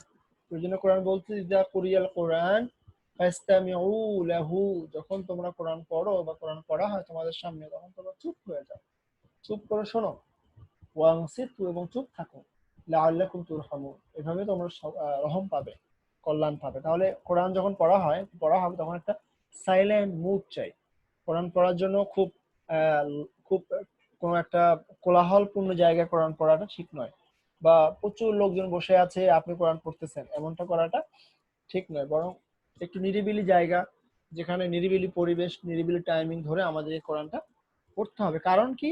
কারণ কোরআনটা বুঝতে হবে। এই শুধুমাত্র বোঝার জন্য, হৃদয়ঙ্গম করার জন্যই এই যা যা বলা হচ্ছে যে ধীরে ধীরে পড়বেন, একটু সাইলেন্ট জায়গায় বসে পড়বেন, তাড়াহুড়ো করবেন না, মনোযোগ দিয়ে পড়বেন, সবকিছু কেন? কারণ কোরআনকে বুঝতে হবে, না বুঝলে হবে না, না বুঝলে হবে না। তো এরপরে আহ এখানে একটা হাদিস আপনি দেখতে পাচ্ছেন, আল্লাহ রাসূল বলছেন যে ইকরাউল কোরআন মান তালাফতা আলাইহিল কুলুবুকুম ফাইদা ইখতালাফতুম ফাকুমু আনহু, যখন তোমরা মনের আকর্ষণ থাকা পর্যন্ত কোরআন পড়ো, আকর্ষণ হারিয়ে গেলে তোমরা আর কোরআনটাকে পড়া বন্ধ করো। আবার যখন তোমার মানসিকতা কোরআনের প্রতি ফিলিংস আসবে তখন আবার পড়ো। ৫ হচ্ছে যে কোরআনটা একটু সুন্দর সুরে সুরে পড়তে হবে, একটু সুললিত কণ্ঠে, ধীর স্থির চিত্তে, একটু ছন্দ ছন্দ ভাবে, একটু টেনে টেনে, হ্যাঁ, যেভাবে আমাদের কারীরা হাফেজরা পড়েন একটু সুন্দর করে পড়তে হবে। কাব্যের ছলে ছলে অথবা কথা বলার স্টাইলে কোরআন পড়া ঠিক হবে না। তো যেহেতু রাসূল বলছেন যে যায়িনুল কোরআন বিআসওয়াতিকুম, তোমরা তোমাদের কণ্ঠস্বর দ্বারা কোরআনকে সুন্দর করো। রাসূলের আরেকটি হাদিস রয়েছে, সেখানে আল্লাহ রাসূল বলছেন যে আল্লাহ তাআলা তার এক নবীর সুরেলা কণ্ঠে তেলাওয়াতকে পছন্দ করতেন। এক নবী ছিলেন যিনি খুব সুন্দর পড়তেন, দাউদ আলাইহিস সালামের কথা তিনি আল্লাহ রাসূল এখানে মিন করছেন যে তার তেলাওয়াতকে আল্লাহ তাআলা খুব পছন্দ করতেন। তো রাসূল খুব মজার একটা কথা বলেছেন যে লাইসা মিন্না মান লাম ইয়াতাগান্না বিল কোরআন, হ্যাঁ? তো যারা গান করে কোরআন পড়ে না তারা আমার দলভুক্ত নয়। এখানে আপনাদেরকে একটা আজীব মজার ঘটনার কথা বলি যে আমরা অনেক সময় গান শব্দটাকে খারাপ ভাবে দেখি, যে গান গান শব্দটা আসলে ভালো না, বা আমাদের ধারণা যে ইসলামের গজল শব্দটা সুন্দর, আমরা দেখি যে ইসলামিক গজল লেখা হয়, হ্যাঁ? আবার কেউ ইসলামের সঙ্গীত লেখে। তো মূলত আসলে এই গজল এবং সঙ্গীত দুটো পরিভাষাই ইসলামের সাথে যায় না, বরং গান শব্দটা ইসলামের সাথে যায়। কারণ এখানে খেয়াল করুন, ইয়াতা গন্না, গুন্না, মানে গুন্না মানে গান, গান্না, গুন্না, এই শব্দটা আরবিতে আছে, হাদিসের মধ্যে আছে। এবং আমরা কোরআন পড়ার সময় গুন্না করি, ওয়াজিব গুন্না, নুনে মিমে তারদিদ হলে ওয়াজিব গুন্না করি, ইকফার গুন্না করি। গুন্না মানে কি? গুন্না মানে গান। গুন্না শব্দ অর্থ গান করা, মানে গান শব্দটা ভালো। আর সঙ্গীত যেটা, এটি হলো সমযোগ গীত, মানে সবাই মিলে কয়েকজন মিলে যখন গীত গায়, তো গীত শব্দটা তো গীতা থেকে আসছে, গীতার শ্লোক পড়া হতো আগে বাংলা ভাষায়, হিন্দুরা গীতা পড়তো, তো গীতা পড়তে তারা যে গীতার শ্লোক গুলো ওগুলো একটা সুরে সুরে পড়তো, তো সবাই মিলে পড়তো, তো সেখানে একটা সঙ্গীত বলতো, সমগীত। তো সেটা ইসলামী সঙ্গীত হয়ে গেছে। আর গজল শব্দটার অর্থ আরো ভয়ানক। যদি আপনার কখনো গজল শব্দ অর্থ সার্চ করে দেখেন ডিকশনারিতে, দেখবেন এটার মানে হচ্ছে যে আহ, আহ, নারীর নারীর সাথে প্রেম, প্রেম জাতীয় আলাপ, বা নারীর দেহতাত্ত্বিক যে বর্ণনাগুলো যেটার মধ্যে অশ্লীলতা আছে, নোংরামি আছে, তো সেই জিনিসটাকে আরবিতে বলা হয় গজল। তো বাংলাতে ওই আরবি থেকে আসার কারণে আমরা গজল বলি বা সঙ্গীত বলি, কিন্তু গান বলি না। তো মূলত এটা হবে ইসলামিক গান, কিন্তু ইসলামিক গজল বা সঙ্গীত শব্দটা সুন্দর নয়। তো লাইসা মিন্না মাল্লাম ইয়াতাগান্না বিল কোরআন, আল্লাহ রাসূল বললেন যারা যারা কোরআন যারা কোরআন শুট করে বলে না, তারা মূলত আসলে আমাদের আহ, দলভুক্ত নয়। ঠিক আছে। নাশিদ এটা নতুন একটা পরিভাষা, এটার সাথে আসলে এই গান গজল কিছু না। নাশিদ মানে বোঝানো হয় আল্লাহ রাসূলের প্রেমে কিছু গান, একেবারে স্পেসিফিক নাতে রাসূলকে আমরা নাশিদ বলি আর কি। ওকে, লাস্ট একটা পয়েন্ট হলো যে শারীরিক পবিত্রতা সহ কোরআন পাঠ করা উচিত। কোরআন যখন পড়বেন তখন অবশ্যই চেষ্টা করবেন অজু থাকা অবস্থায় পড়তে, এটা খুবই ভালো। এবং বিশেষ করে যেন গোসল ফরজ না হয়, কারণ গোসল ফরজ হলে সেক্ষেত্রে কোরআন পড়াটা কোনোভাবে ঠিক হবে না, কোরআন ধরাও ঠিক হবে না, পড়াও ঠিক হবে না। আর অজু ছাড়া কোরআন পড়তে পারবেন, ধরতেও পারবেন, এটি আলেমদের মধ্যে ইখতিলাফ রয়েছে, বেশ কিছু আলেমরা এটা বলছেন, তবে চেষ্টা করা উচিত কোরআনটা অজুর সাথে পড়ার বিষয়ে। এখানে একটি প্রাসঙ্গিক আলোচনা রয়েছে, সেটা হচ্ছে আমাদের যে সমস্ত বোনেরা রয়েছেন, যাদের মা এবং বোনেরা যাদের ন্যাচারাল কারণে এই মাসে একটা লম্বা সময় তাদেরকে অপবিত্র থাকতে হয়, নামাজ মুক্ত থাকতে হয়, তো তারা কি করবেন? তাদের তো আসলে এটা একটা ন্যাচারাল রিজন, এবং এটি লং টাইমের জন্য হচ্ছে। কখনো কখনো এটি এক সপ্তাহ বা আরো বেশি সময়ের জন্য এটা কন্টিনিউ হচ্ছে। তো এই ক্ষেত্রে আলেমদের মধ্যে দুটো মতই রয়েছে। মোস্ট অফ দ্য আলেম মনে করেন যে না, এ সময় তারা পড়বেন না। আর এই সামটাইম না, বর্তমান সময় আলেমদের মধ্যে একদল মনে করেন যে এই সময় তারা তাফসীর পড়তে পারেন, এই সময় তারা বাংলা মিনিং পড়তে পারেন, কিন্তু আরবিটা পড়বেন না, শুধু আরবিটা।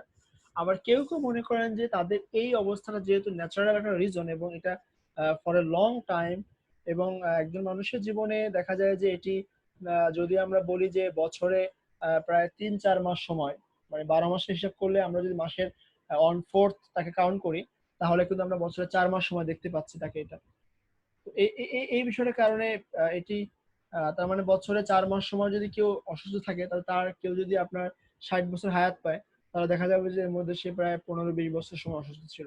তো এটি কোরআন থেকে দূরে থাকলে তার দিনকে রিয়ালাইজ করা, দিনকে জানার যে প্রচেষ্টাটা, সেটা ভাটা পড়বে। এবং এই সময় বিশেষ করে এই কঠিন সময়টাতে যেহেতু তারা অসুস্থ থাকেন, এবং তখন তাদের সাইকোলজিক্যাল একটা সাপোর্ট প্রয়োজন হয়, এবং তাদের মেজাজ ওই সময় সবকিছু ভারসাম্য ধরে রাখার জন্য খোদাই যে বাণীর একটা যে নূর, এটি তাদের খুব দরকার হয়। ফলে এই সময়টা তাদের কোরআন থেকে বিমুখ থাকাটা, কোরআন থেকে একেবারে বাইরে থাকলে তাদের ক্ষতিটা বেশি হবে। ফলে আমার পার্সোনালি, আমি এই ওপিনিয়নটা আমি পার্সোনালি বিশ্বাস করি, বা আমি যেটা মনে করি যে এটা বেশি ইফেক্টিভ, বেশি কল্যাণকর, যে এই অবস্থাগুলোতে আমাদের মা বোনেরা কোরআন কাছে আসতে পারবেন, কোরআন পড়তে পারবেন। সেক্ষেত্রে ওনারা যেন বাংলা মিনিং সহ, তাফসীর সহ কোরআনগুলো পড়েন, দ্যাটস বেটার। এবং পার্টিকুলারলি কোনো কোনো কোরআনের যে মাসহাফ, সেগুলো স্পর্শ না করেন, এটা ভালো, সতর্ক থাকা ভালো।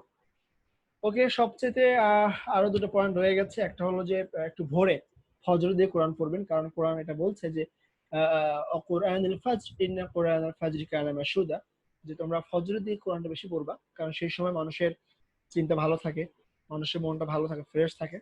ফলে ওই সময় কোরআন পড়লে ভালো বুঝতে পারবা। এবং ওই সময় কোরআনটা ফেরেশতারা একটু রিপোর্ট করে যে ফজরের পরে কারা কারা কোরআন পড়তেছে। আমাদের এখন দুর্ভাগ্য যে আমাদের মোস্ট অফ দ্য বাইরে এখন সকালে ঘুমায়, মানে এটা শহরে এমনকি গ্রামেও ছড়ায় পড়তেছে। আগে এক সময় ফজরের নামাজে পড়েই কিন্তু মানুষজন গ্রামে ঘরে ঘরে আমরা কোরআন পড়ার গুনগুন শব্দ শুনতে পাইতাম, এখন পাই না, এখন শুনি ঘুমায়। এই এই ঘুমটা খুবই খারাপ, খুবই খারাপ, এবং এটি একেবারেই মানুষের জন্য, ইমানের জন্য, আমলের জন্য, শরীরের জন্য, সবকিছুর জন্যই খারাপ। হ্যাঁ, তো যাদের ঘুমের অভ্যাস আছে অন্তত চেষ্টা করবেন ফজরের পরে 10 মিনিট, 15 মিনিট, 20 মিনিট কোরআনটা পড়তে, তারপরে ঘুমান। ফজরের পরে কোরআনটা পড়ে তারপরে ঘুমান। সো আর সর্বশেষ একটা পয়েন্ট বলে শেষ করবো, সেটি হচ্ছে যে কোরআন নিয়ে চিন্তা ভাবনা করতে হবে, গবেষণা করতে হবে। কোরআন নিয়ে বিভিন্ন আর্টিকেল পড়তে হবে, কোরআন নিয়ে সমাজের বিভিন্ন সমস্যাগুলো সামনে এনে স্টাডি করতে হবে। শুধু কোরআন পড়লেই হবে না, কোরআন ভাবতে হবে। কোরআনে এই সূরাটা কেন কথা বলা হলো চিন্তা করতে হবে। এই এই এই একটা আয়াত নিয়ে, একটা সূরা নিয়ে আমাদেরকে ওয়াজ করতে হবে, চিন্তা করতে হবে, গবেষণা করতে হবে, ভাবতে হবে, বিভিন্ন রাইটারের লেখা পড়তে হবে। হ্যাঁ, এইভাবে করে কোরআনের সাথে কানেক্ট থাকতে হবে। শুধুমাত্র কোরআন পড়লেই কিন্তু হবে না, একই সাথে কোরআন সংক্রান্ত অন্যান্য লিটারেচার, সাহিত্য, তাফসির, মতামত, আলোচনা এসব শুনতে হবে, পড়তে হবে। তাহলে কোরআন নিয়ে যে একটা আমাদের হৃদয়ের মধ্যে যে একটা ফিলিংস, ভালোবাসা এবং কোরআনের সাথে যে আমাদের লেগে থাকা, এই লেগে থাকার মধ্য দিয়েই মূলত কোরআনের আদব, কোরআন থেকে যে হেদায়েত পাওয়া, যে উদ্দেশ্য কোরআন মানুষের যে উদ্দেশ্য কোরআন নাজিল হয়েছে, সেই উদ্দেশ্যটা সফল হবে। সো এই হচ্ছে আজকে আমাদের উলুমুল কোরআনের আলোচনা। আমি একেবারে শেষ করছি এই আলোচনাটা। তার আগে আপনাদের আরেকবার স্মরণ করাতে চাই যে আমরা আজকে ক্লাসে যে বিষয়গুলো পড়লাম সেটা হচ্ছে মূলত কোরআনের উদ্দেশ্য কি। কোরআনের উদ্দেশ্য হচ্ছে মানুষ, মানুষের জীবন, মানুষের চলার জন্য সবকিছু। কোরআনের ব্যাপ্তি হচ্ছে সমস্ত মানুষের জীবন, মানুষের জীবনের সবগুলো বিষয় নিয়ে কোরআন কথা বলে। সুতরাং কেউ যদি মনে করে যে আমি কোরআনের আমার জীবনের কিছু বিষয় কোরআনকে মানবো, আর কিছু বিষয় আমি অন্যান্য মতদর্শ বা জাগতিক চিন্তা চেতনাকে ধারণ করব, তাহলে সেটি আসলে গ্রহণযোগ্য হবে না। এরপরে আমরা কোরআনের বিভাজন করলাম, আয়াতের ডেফিনেশন, আয়াতের সংখ্যা, আয়াত কেন এরকম এরকম নানা মত পাওয়া যায় সেটি জানলাম। তারপরে আমরা রুকু পড়লাম, রুকুগুলো কেন এবং রুকু কিভাবে গঠিত হয়েছে এবং রুকুর মূল বক্তব্যটা কি সেটা আমরা পড়লাম। তারপরে পাড়া এবং মানজিল দেখলাম। এরপরে এসে আমরা কোরআন পড়ার নীতি বা আদব, বা কোরআন আলটিমেটলি আমরা কিভাবে পড়বো এবং কোরআন সাথে আমাদের কি সম্পর্ক হবে সেই বিষয়গুলো নিয়ে আমরা আলোচনা করলাম। এই পর্যন্ত যদি আপনাদের কারো কোনো কোশ্চেন বা জিজ্ঞাসা থাকে আপনারা করতে পারেন। এরপরে আমরা ইনশাআল্লাহ আমাদের তাফসীরের অংশে যাব। আজকে আমরা সূরাতুল ইখলাসের তাফসীর শুনবো ইনশাআল্লাহ। জি, আসসালামু আলাইকুম ওয়া রাহমাতুল্লাহ।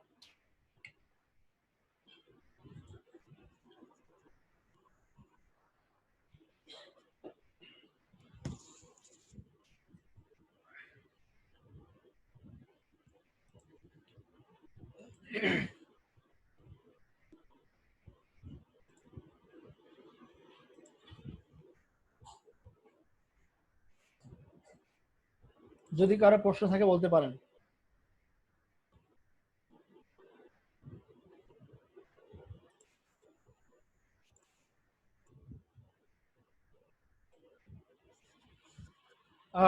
যদি আপনাদের মনে হয় আপনাদের কারো প্রশ্ন নেই আসলে, কারণ আলোচনাগুলো আসলে একটু হয়তো আপনারা ধরতে পারছেন আশা করছি।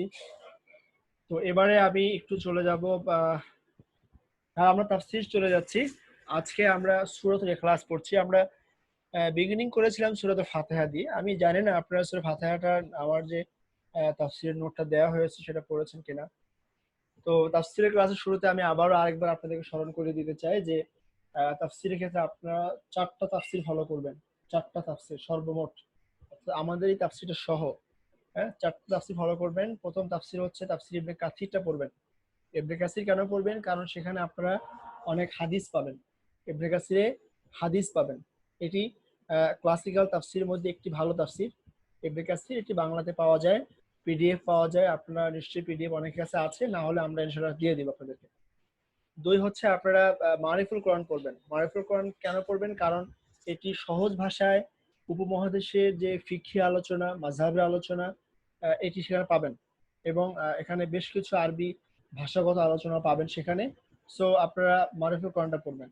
3 নম্বর আপনারা তাফহিমুল কোরআনটা পড়বেন। তাফহিমুল কোরআন কেন পড়বেন? কারণ এটি সমসাময়িক সময়ের জন্য, বা এই বিংশ শতাব্দীর যে ব্যাপারগুলো, সেখানে এই ব্যাপারগুলোর প্র্যাকটিক্যাল কিছু আলোচনা রয়েছে যেটি আপনি ইবনে কাসির এবং মারিফুল কোরআনে পাবেন না।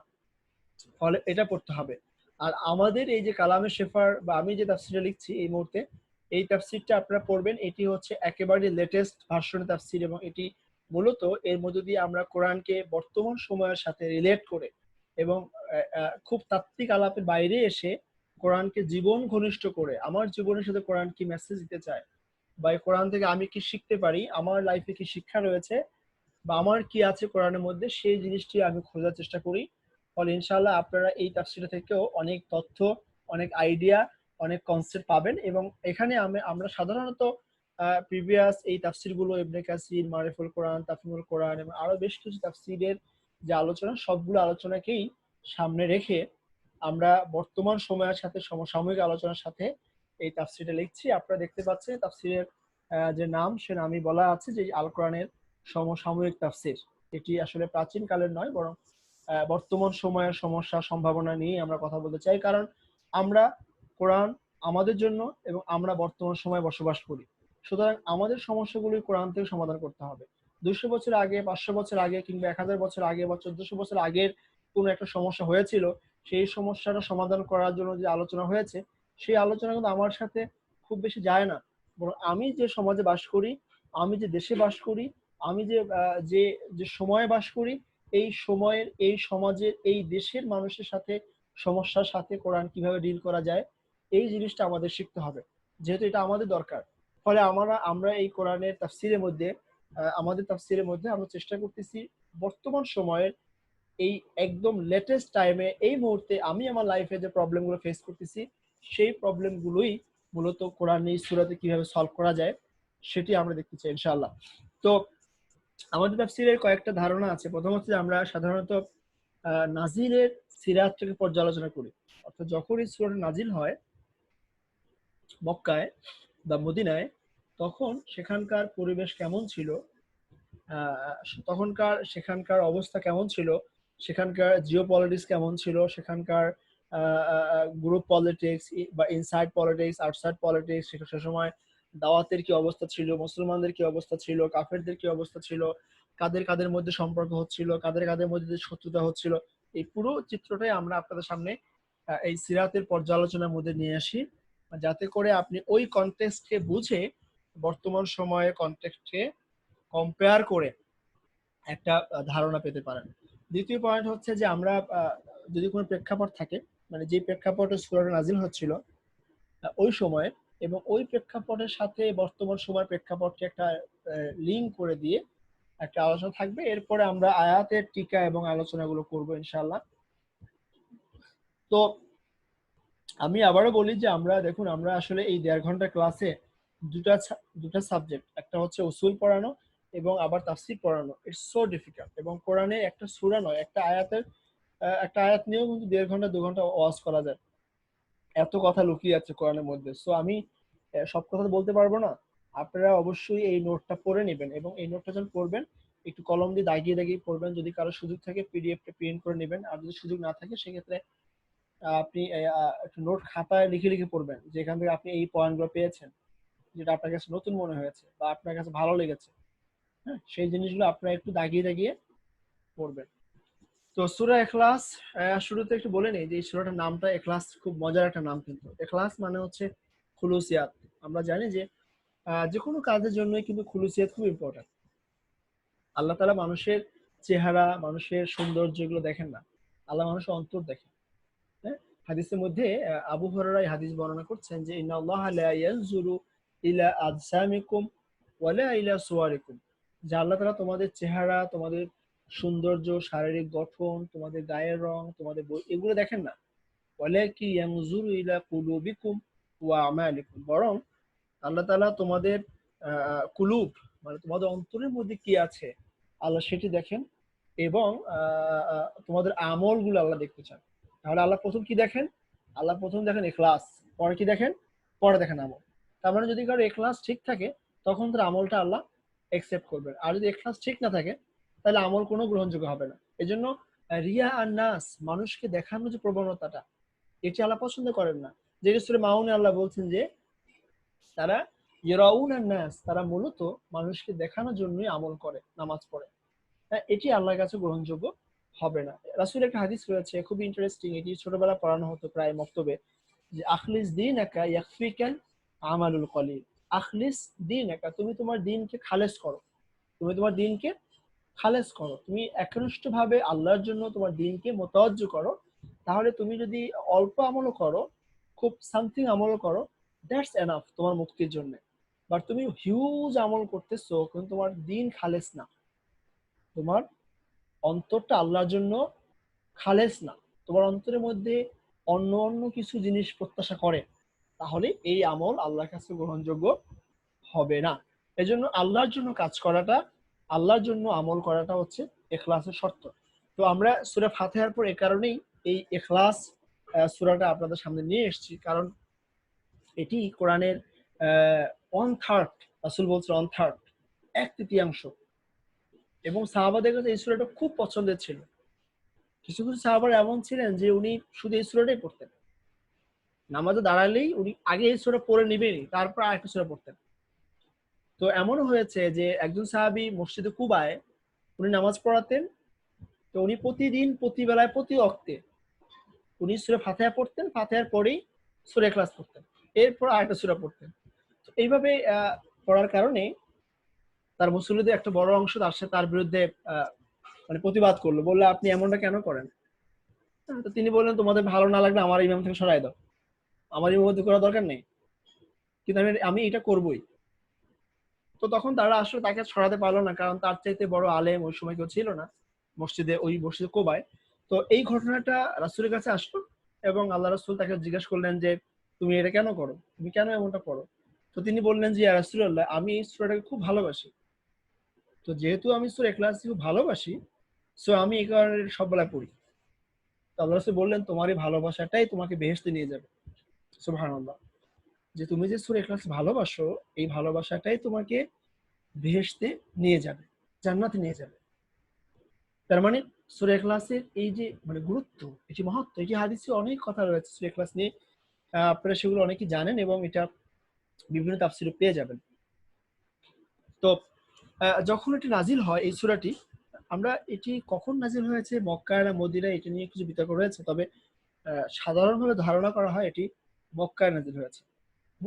এটি মক্কায় নাজিল হয়েছে। তো মক্কায়, একটু আপনারা মক্কাটা চিন্তা করে দেখেন, আপনারা এই মুহূর্তে যদি একটু মক্কায় চলে যান, একটু কল্পনায়, আল্লাহ রাসূলের সময় মক্কায় যারা মুশরিক ছিল তাদের কিন্তু অনেকগুলো খোদা ছিল, অনেকগুলো খোদা ছিল। খোদা শব্দটা এটা একটু বলে নেই, কারণ বর্তমান সময়ে আমরা মাঝে মধ্যে শুনি যে খোদা শব্দটা বলা যাবে না আল্লাহর ক্ষেত্রে বা সামথিং।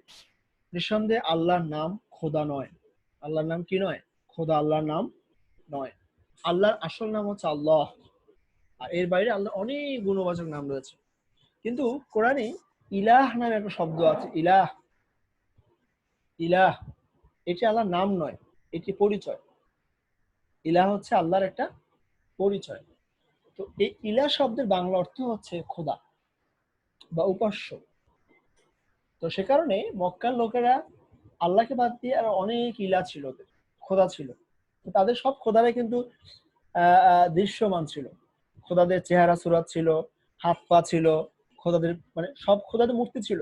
আপনারা জানেন যে কাবায় ওরা 360টা মূর্তি রাখতো, মানে 360টা মূর্তি একেবারে দুনিয়া যেখানেই যে খোদা পাইছে ওরা ধরে নিয়ে এসে কাবায় ঢুকাইছে, কারণ ওরা মনে করতো যে কাবা হলো খোদার ঘর, তো খোদাই কেন রাস্তাঘাটে পড়ে থাকবে, বৃষ্টিতে ভিজবে, রোদে পুড়বে, খোদা কি এত কেন? তার চেয়ে বরং সে ঘরে থাকুক। তো যেহেতু কাবা খোদার ঘর, সো ওই ঘরে আইনা সব খোদাদের করে রাখতো।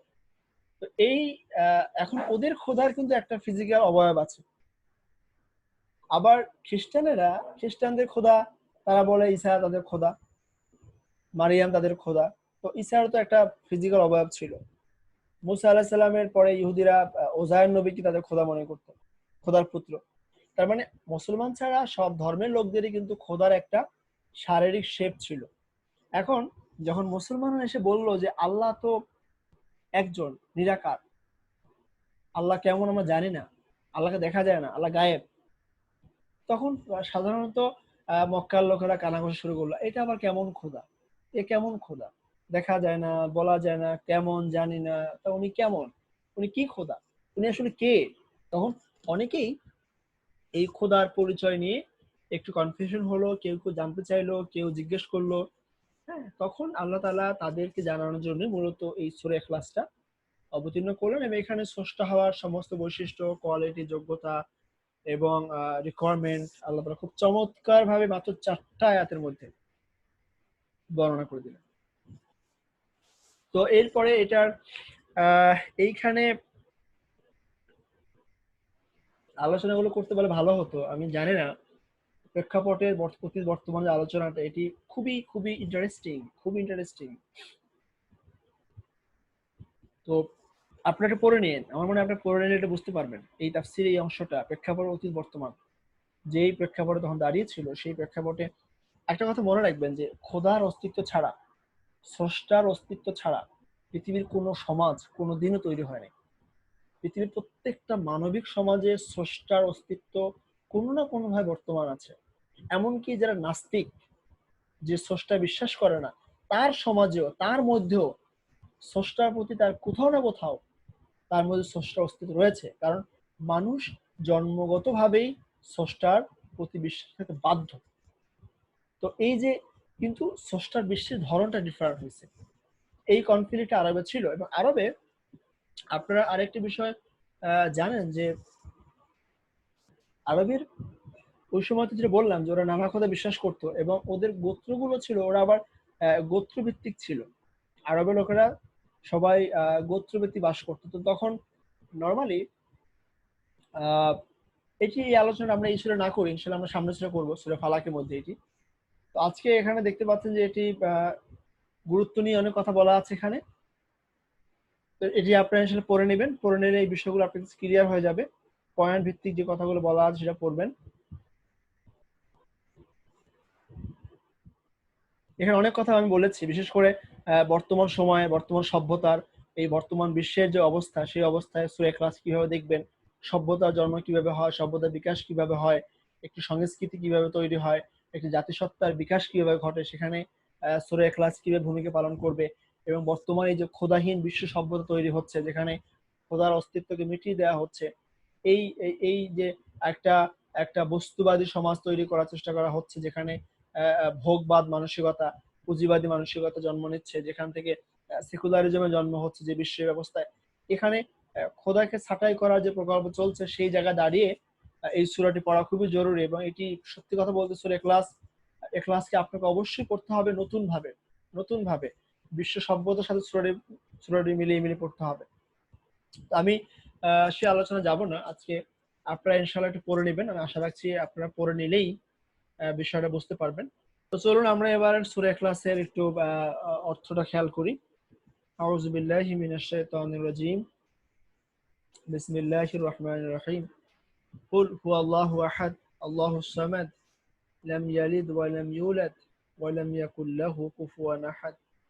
কুল, হে নবী, লোকদের বলো যে তিনি আল্লাহ, যিনি একক, তিনি আল্লাহ একক এবং অদ্বিতীয়। আল্লাহুস সামাদ, আল্লাহ কারো উপর নির্ভরশীল নন, বরং প্রত্যেকে তার উপর নির্ভরশীল। লাম ইয়ালিদ ওয়া লাম ইউলাদ, আল্লাহ কাউকে জন্ম দেন নাই এবং কারো থেকে জন্ম নেনও নেই। ওয়া লাম ইয়াকুল লাহু কুফুয়ান আহাদ, কাজেই আল্লাহ সমতুল্য হওয়ার কেউ হতে পারে না। তো প্রথম এখানে আমরা খেয়াল করুন যে আল্লাহ বলছেন যে বলো, হে নবী তুমি বলো। মনে রাখবেন যে কোরআনের যত জায়গায় নবীকে বলো বলা হয়েছে উদ্দেশ্য করে, মূলত এর মাধ্যমে আল্লাহ তাআলা প্রত্যেক মুসলমানকেই এই হুকুম করছেন যে তোমরা এই কথাটা ঘোষণা করো তোমার ব্যক্তির কথা এবং কাজের মাধ্যমে। কারণ যেহেতু নবী করিম হচ্ছেন দাওয়াতের মূল পুরুষ, নবীজির উপরই কোরআন নাজিল হয়েছে, তখন এ কারণে নবীজিকেই মূলত এটা বলতে বলা হচ্ছে। কিন্তু শুধু নবীজি একা বললে তো হবে না, সবাইকে বলতে হবে। কারণ নবীজি একা বলে কয়জনকে শোনাতে পারবেন? নবীজি বলতেন তার সাহাবাদেরকে, সাহাবারা বলতেন তার চারপাশের লোকদেরকে। এইভাবে করে কোরআনের একটি কথা চারিদিকে ছড়িয়ে পড়তো। তো এটি কিন্তু কোরআন ছড়ানোর, কোরআনের দাওয়াত প্রচারের একটা সিস্টেম, যে আমরা নিজেরা কোরআনের একটা অংশ বলবো, আমরা নিজেরা কোরআন শিখবো, এবং আমার চারপাশে যিনি শিখবেন তিনি তার মতো করে আবার চারপাশে শিখাবেন। হ্যাঁ, যেটি রাসূলের হাদিসের মধ্যে আমরা দেখতে পাই যে বাল্লিগু আন্নি ওয়ালাউ আয়া, তোমরা আমার কাছ থেকে যদি একটা মেসেজও জানতে পারো, তবে সেই মেসেজটা ধরে রেখো না, বরং পাস করে দাও, তোমার চারপাশের লোককে জানিয়ে দাও। এবং কোরআনের কথা বলা হয়েছে আল্লাহ রাসূলকে, আনজির আশিরাতাকাল আকরাবিন, যে নবী আপনি আপনার নিকট আত্মীয়দেরকে, পরিবারের লোকদেরকে ওয়ার্ন করুন, তাদেরকে জানান, দিন শিখান। তো এখানে এই এই বিষয়টা খুব ইম্পর্টেন্ট। এবং একজন মুমিনকে এই কথা বলতে হবে, অর্থাৎ আমরা যে এই কথা বলবো যে এই আল্লাহ এক, এই কথা আমাদের বলতে হবে কথা এবং কাজের মাধ্যমে। অর্থাৎ এই সাক্ষী আমাদেরকে দিতে হবে মৌখিক এবং বাস্তবিক। সাক্ষী হয় দুই ধরনের। হ্যাঁ, একটা হচ্ছে মুখের দ্বারা বলতে হবে, আর একটা হচ্ছে আমল দ্বারাও প্রমাণ করতে হবে। যেন ইমানের ডেফিনেশন হচ্ছে যে ইমান অন্তর্বিশ্বাস করা, মুখে স্বীকার করা এবং কাজে পরিণত করা। হ্যাঁ, এটি হচ্ছে ইমানের সংজ্ঞা। এই এই বিষয়টা আমাদেরকে বুঝতে হবে। 2 হচ্ছে যে এখানে বলা হচ্ছে তিনি আল্লাহ, কুল হুয়াল্লাহু আহাদ। তো হুয়া, হুয়া মানে তিনি, তিনি কে? এখানে তিনি মানে হচ্ছে ওই যে যে প্রশ্নটা রাসূলকে করা হচ্ছে বা মুসলমানদের করা হচ্ছে যে খোদা কে, খোদা আসলে কে, তোমাদের খোদাটা কে, বা তোমাদের খোদার বৈশিষ্ট্য কি, ওই যে খোদার প্রশ্ন করা হচ্ছে, ওই খোদার এখানে মুখাতাব বা উদ্দেশ্য হলো হুয়া। হুয়া মানে ওই যে সে, মানে খোদা। হ্যাঁ, খোদা হচ্ছেন কে? আল্লাহ। কুল হুয়া আল্লাহ, হ্যাঁ বলে দাও সে হচ্ছে আল্লাহ। সে মানে ওই খোদা হচ্ছেন কে? আল্লাহ। এখন এখানে দেখুন কোন ধরনের ভূমিকা ছাড়াই বলা হচ্ছে কে? আল্লাহ। কেন এটা বলা হলো? কারণ আরবের লোকেরা আল্লাহ বিশ্বাস করত, আরবের লোকেরা আল্লাহকে চিনত, আল্লাহকে জানতো, আল্লাহকে বিশ্বাস করত। তারা আল্লাহকে সবচেয়ে বড় খোদা মনে করত। মানে এরকম অনেকগুলো খোদার মধ্যে আল্লাহ হলেন সবচেয়ে বড় খোদা, এবং আল্লাহর অধীনেই মূলত এই ছোট ছোট খোদারা কাজ করে। মূলত খোদারা কেউ না, কোরআনে এই কথা বিভিন্ন ভাবে আছে। কোরাইশদের কাফেরদের বক্তব্য আছে, যেমন এক জায়গায় কাফেররা বলতো যে আমরা তো আসলে এই সকল মূর্তিগুলোর পূজা করি এই জন্যে যাতে এগুলো আমাদেরকে আল্লাহ তাআলা কাছাকাছি নিয়ে যায়। মানে আল্লাহ তো হচ্ছেন প্রধান, তার কাছে তো যে মানুষ হিসেবে আমরা কেমনে যাব? হ্যাঁ, but এই সমস্ত প্রিয় মানুষ, প্রিয়জন যাদেরকে, যারা এই সমস্ত শক্তি, এদের মাধ্যমে আমরা মূলত আল্লাহর কাছে পৌঁছতে চাই। যেরকম মুসলমানদের মধ্যে অনেকে বিশ্বাস করে যে পীর বুজুর্গ হুজুর অলিয়া উলিয়া এদের ধরে আমরা আল্লাহর কাছে পৌঁছতে চাই, বা এদের মাধ্যমে আমরা আমাদের দাবি দাওয়া চাওয়া পাওয়া এটা আল্লাহর কাছে পেশ করতে চাই। এই ধরনের বিশ্বাসটা ওদের মধ্যে ছিল। এবং আপনারা এটাও জানেন যে যখন আব্রাহা যখন কাবা ঘর ধ্বংস করতে আসলো, তখন কিন্তু মক্কার কুরাইশেরা কাফেরেরা একটা বারের জন্য লাত উজ্জা মানত হবলের নাম ডাকে নাই। কার নাম রেখেছে? আল্লাহর নাম রেখেছে। কোরআনে কথা আল্লাহ বহুবার বলেছেন। আল্লাহ এক জায়গায় বলছেন যে যখন ঝড়ের মধ্যে পড়ে, যখন বন্যায় পড়ে, যখন বিপদে পড়ে, বা যখন সমুদ্র জানে যায়, এবং কোরআনে খুব চমৎকার একটা চিত্র অঙ্কন করা হয়েছে এই আয়াতে, যে যখন মৃদুমন্দ বাতাস বয়, হ্যাঁ, তখন আনন্দে আত্মহারা হয় যাত্রীরা। বাট যখন হঠাৎ করে সমুদ্রে ঢেউ ওঠে, উত্তাল ঢেউ এসে একটার পর একটা সমুদ্রে জাহাজের উপর আছড়ে পড়ে, এবং যখন প্রচন্ড বিপদের মধ্যে পড়ে যায়, তখন যাত্রীরা আল্লাহ আল্লাহ বলে ডাকতে থাকে। তখন কিন্তু সে আর অন্য কোনো খোদার নাম ডাকে না, আল্লাহ আল্লাহ বলে ডাকতে থাকে। আল্লাহ খুব আফসোস করে বলতেছেন যে যখন এরপরে এই যাত্রীগুলো বাঁচিয়ে আমি কুলে নিয়ে এসে আসার সাথে সাথে এরা আমার সাথে শিরিক করতে শুরু করে দেয়। তো এই যে আল্লাহকে জানাটা, এটি কিন্তু মানুষ আল্লাহকে জানে। আর আল্লাহ তাআলার আসল নাম আল্লাহ। আল্লাহর আসল নাম আল্লাহ। এটি সব যুগে ছিল, সব যুগে ছিল। ফলে সবাই আল্লাহকে আল্লাহ নামে চেনে। ইহুদিরা চেনে, খ্রিস্টানরা চেনে, মক্কার মুশরিকরা চেনে। কারণ মক্কার মুশরিকরা মূলত ইব্রাহিম আলাইহিস সালামের অনুসারী। মক্কার মুশরিকরা মূলত নিজেদেরকে ইব্রাহিম নবীর সন্তান বা আওলাদ বলে দাবি করত। এবার সেখানে কোরআন কিন্তু বলেছে যে মিল্লাত আবিকুম ইব্রাহিম, যে মক্কার লোকদেরকে কোরআন এটা বলেছে যে তোমাদের পিতা ইব্রাহিম। এটি মূলত মিল্লাত আবিকুম বলতে মুসলিম জাতির পিতা যেটা বোঝানো হয়, এটি এই তাফসীরটা আসলে সঠিক কিনা এটি নিয়ে আলেমদের মতভেদ আছে। মোস্ট অফ দ্য আলেম মনে করেন যে এখানে মিল্লাত আবিকুম ইব্রাহিম বলতে আরব জাতিকে বোঝানো হয়েছে, যাদের যাদের জেনারেশন পিতা ছিলেন ইব্রাহিম আলাইহিস সালাম।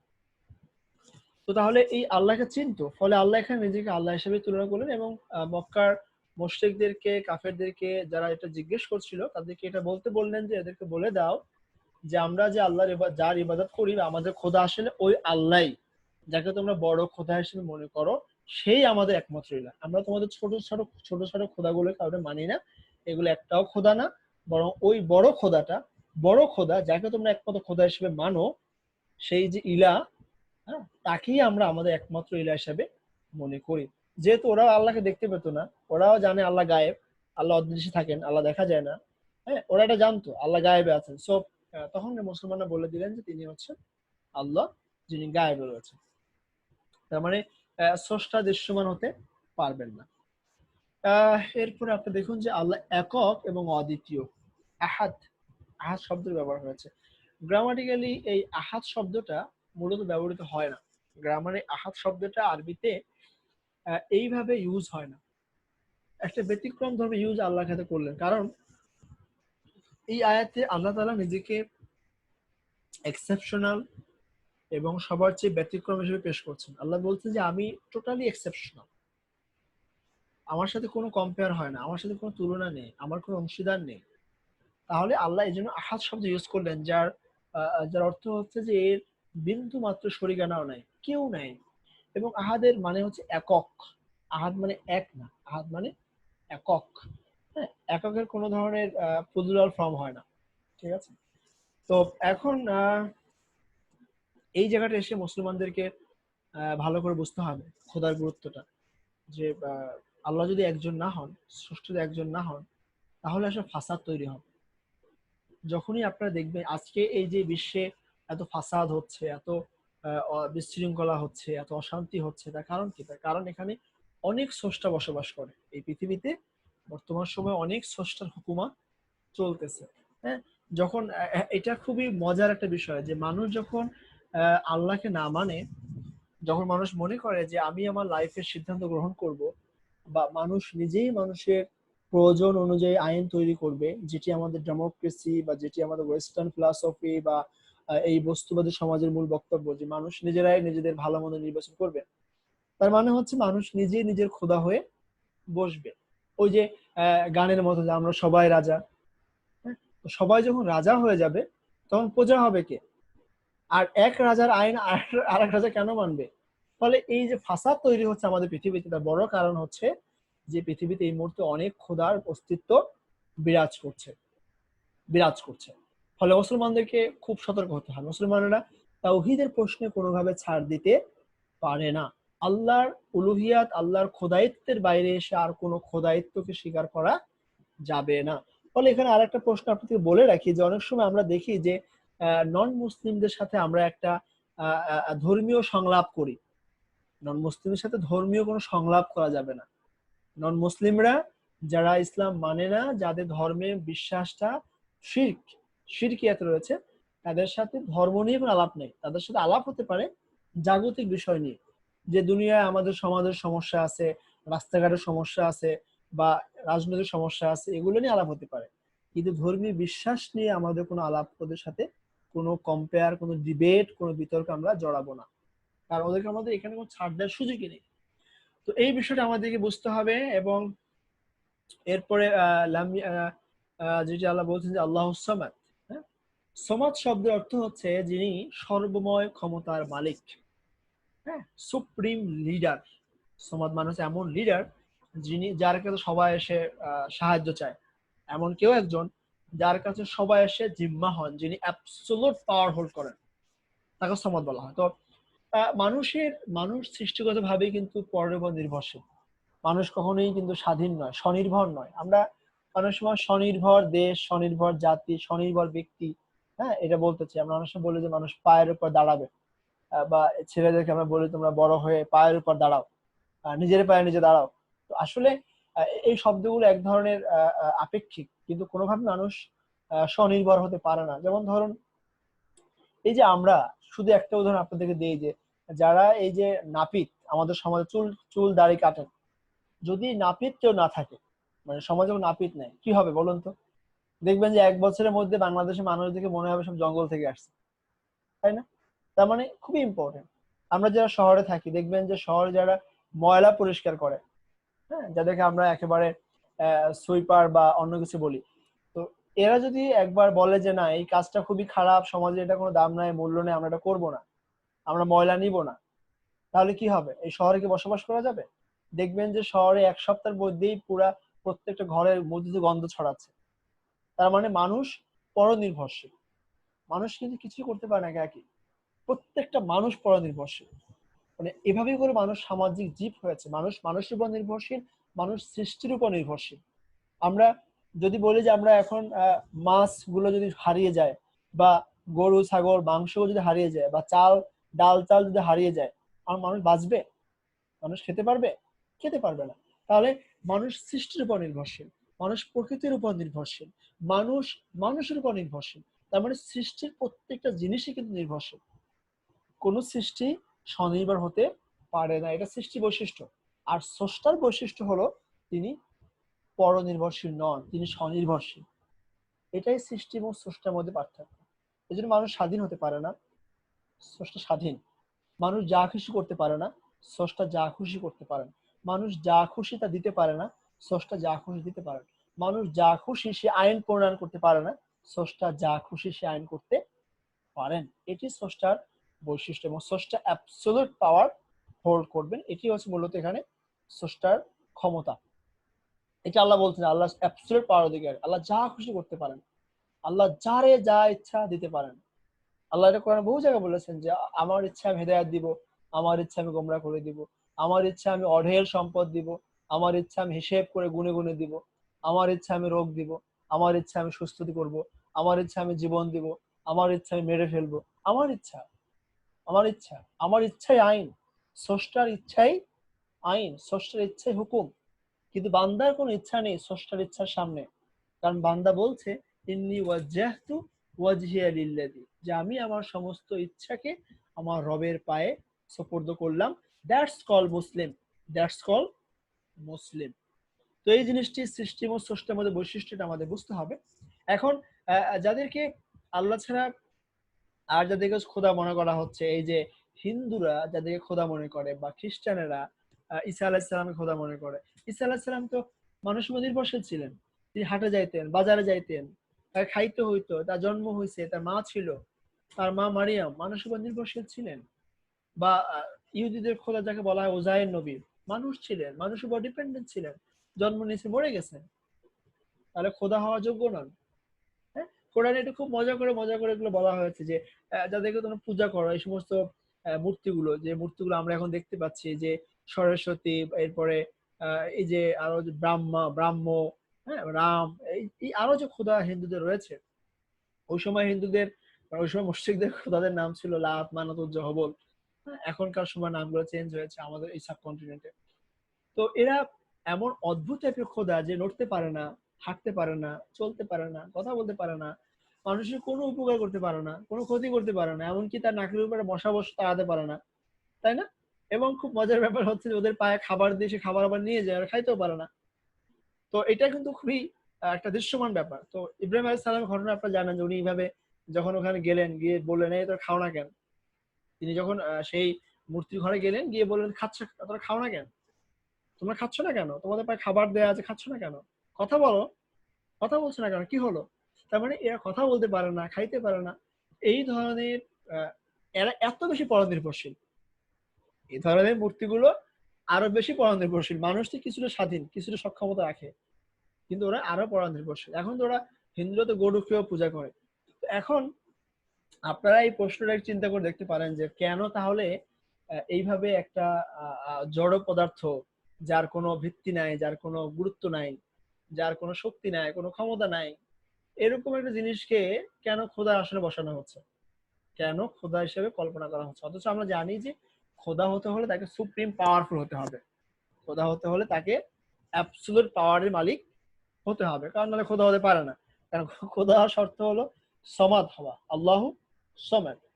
এখন এই প্রশ্নটা খুবই ইম্পর্টেন্ট যে তাহলে কেন এই সমস্ত লোকেরা খোদা হলো? এই যে মূর্তিগুলো খোদা হচ্ছে, বা একটা গাভী, একটা গরু, মানে একটা গাভী আর কি, ষাঁড় গরু কিন্তু খোদা না। খোদা কি? গাভী। কেন খোদা হচ্ছে? কারণ দেখেন, এই যে ষাঁড়, বা আপনি কোনো শুনবেন না যে বাঘ, বাঘকে কিন্তু খোদা বলা হয় না, বা হাতি, বা হচ্ছে যে সিংহ, এগুলো কিন্তু খোদা হয় না। বা এই যে যে সমস্ত বা ষাঁড় গরুর কথাই বলে, যেটা মানুষকে গুঁতা দেয়, এটা খোদা হয় না। খোদা কে হয়েছে? খুব সবচেয়ে অসহায়, সবচেয়ে নীরব, নিস্তেজ, যে লাথি দেয় না, গুঁতা দেয় না, ঝামেলা করে না, সে খোদা হয়েছে। কেন? কারণ তাকে বশ করা যায়। তার মানে এই গরুটা আসলে খোদা নয়, বরং গরুর উপরে যে খোদায়িত্ব চালাচ্ছে সেই মূলত খোদা। এই যে একটা জড় পদার্থ মূর্তি, যে মূর্তিটা নড়ে না, চড়ে না, কথা বলে না, এটাকে খোদা বলা হচ্ছে। কেন বলা হচ্ছে? কারণ ওর উপরে খোদায়িত্ব করা যায়। এই মূর্তিটার পিছনে যারা বসে আছে, এই মূর্তিটাকে যে চালাচ্ছে, মূর্তির কথাটা যার মুখ থেকে বের হচ্ছে, যে পুরোহিত, এবং এই মূর্তির মধ্য দিয়ে যে জিও পলিটিক্স, যে রাজনীতি তৈরি হচ্ছে, যে ক্ষমতার বিলি বন্টন হচ্ছে, এই ক্ষমতাধরেরা এবং ওই পুরোহিতেরা মিলেই হচ্ছে মূলত আর একটা খোদায়িত্ব তৈরি করে, এবং এরাই হচ্ছে আসলে খোদা। তারা নিজেদেরকে খোদার যে হক বা খোদার যে প্রাপ্তি সবকিছু তারাই ভোগ করে। যে প্রাসাদ দেয়া হয়, যে নজরানা দেয়া হয়, এই নজরানাগুলো ওই পুরোহিতরাই গ্রহণ করে, ওই শাসকরাই গ্রহণ করে, ওই হুকুমত শাসকরাই চালায়। কাদের দিয়ে চালায়? বলে কি এই খোদা খোদা এটা বলেছে। কিন্তু খোদা কথা বলতে পারে? খোদা কি কথা বলেছে? কে বলেছে এটা খোদার কথা? পুরোহিত বলেছে। কে বলেছে? শাসক বলেছে। তাহলে মূলত এই অসহায় লোক অসহায় এই জিনিসগুলো ব্যবহার করে পিছনে আরেকটা সিন্ডিকেট তৈরি হয়। ওই সিন্ডিকেটই হচ্ছে নিজেদেরকে খোদায়িত্বের আসল জায়গায় বসায় এবং ওরাই হচ্ছে মূলত খোদা হিসেবে নিজেদেরকে দাবি করে। তো এই যে পৃথিবী জুড়ে এখন যে আপনার খোদা দেখছেন, তার মানে হচ্ছে যে একদল মানুষ হাজার হাজার মানুষের উপরে খোদা হয়ে ওঠে। এই সিস্টেমে এই অসহায় এই জড় পদার্থগুলো কিংবা এই অবলা প্রাণীগুলোকে খোদার আসনে দেখায়া দৃশ্যায়ন করে মূলত এর পিছনে থেকে আরেক দল মানুষ এই খোদায়িত্বের স্বাদটা গ্রহণ করতে চায় এবং ওরাই মূলত হুকুমত চালায়। এই জন্য আল্লাহ বলছেন যে যারাই আল্লাহর হুকুম ছাড়া হুকুমত করবে ওরাই কাফের, ওরাই মুশরিক, ওরাই ফাসিক। আমার লাম ইয়াহকুম বিমা আনজালাল্লাহ ফাউলাইকা হুমুল কাফিরুন।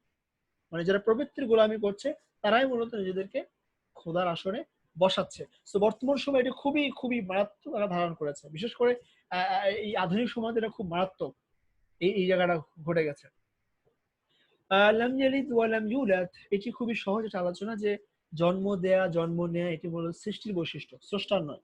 হ্যাঁ, যদি স্রষ্টাকে জন্মই নিতে হয় তাহলে তো প্রশ্ন উঠবে যে স্রষ্টাকে, মানে স্রষ্টার বাপকে, তার বাপকে, তার বাপকে, তার বাপকে, দিস এটা কখনো সমাধান হবে না। সো স্রষ্টা হতে হবে আদি এবং অনন্ত। স্রষ্টার জন্ম হবে না, স্রষ্টার মৃত্যু হতে পারে না। স্রষ্টা হবে শূন্য এবং স্রষ্টার আগেও কিছু নাই, পরেও কিছু নেই। এটাই স্রষ্টা হওয়ার নিয়ম। কারণ আর না হলে সে সৃষ্টি হয়ে যাবে। স্রষ্টা এবং সৃষ্টি পার্থক্য হচ্ছে স্রষ্টার কোনো জন্ম মৃত্যু হতে পারে না।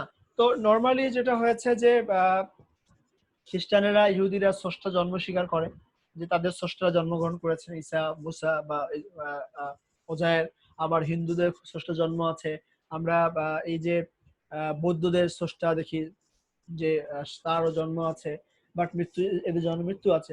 স্রষ্টা কিন্তু হতে পারে না। একটা ব্যাপার খেয়াল করবেন যে আল্লাহর ব্যাপারে আল্লাহর ছেলে আছে, আল্লাহর মেয়ে আছে, এটা বলছে না? এটা কিন্তু বলছে। যেমন ফেরেশতাদেরকে ফেরেশতাদেরকে আল্লাহর মেয়ে বলা হয়েছে। আরবের লোকেরা ফেরেশতাদের আল্লাহর মেয়ে মনে করতো। এটি নিয়ে আল্লাহ কোরআনে খুব আল্লাহ মজা করছেন যে তোরা এটা কেমন করে ভাগ বন্টন করলি? সব ছেলেগুলো বেছে বেছে তোরা নিলি আর আমার মেয়েগুলো দিয়ে দিলি। কারণ যেহেতু আরবের লোকে মেয়ে পছন্দ করতো না এবং মেয়ে হলে তা মেরে ফেলতো, জীবন্ত পুঁতে ফেলতো। খুব ভয়ানক ছিল, খুব ভয়ানক। এবং আল্লাহ তাআলা কোরআনে এটি খুব ভয়ানক করে বলেছেন যে বিআইয়ি যামবিন কুতিলাত।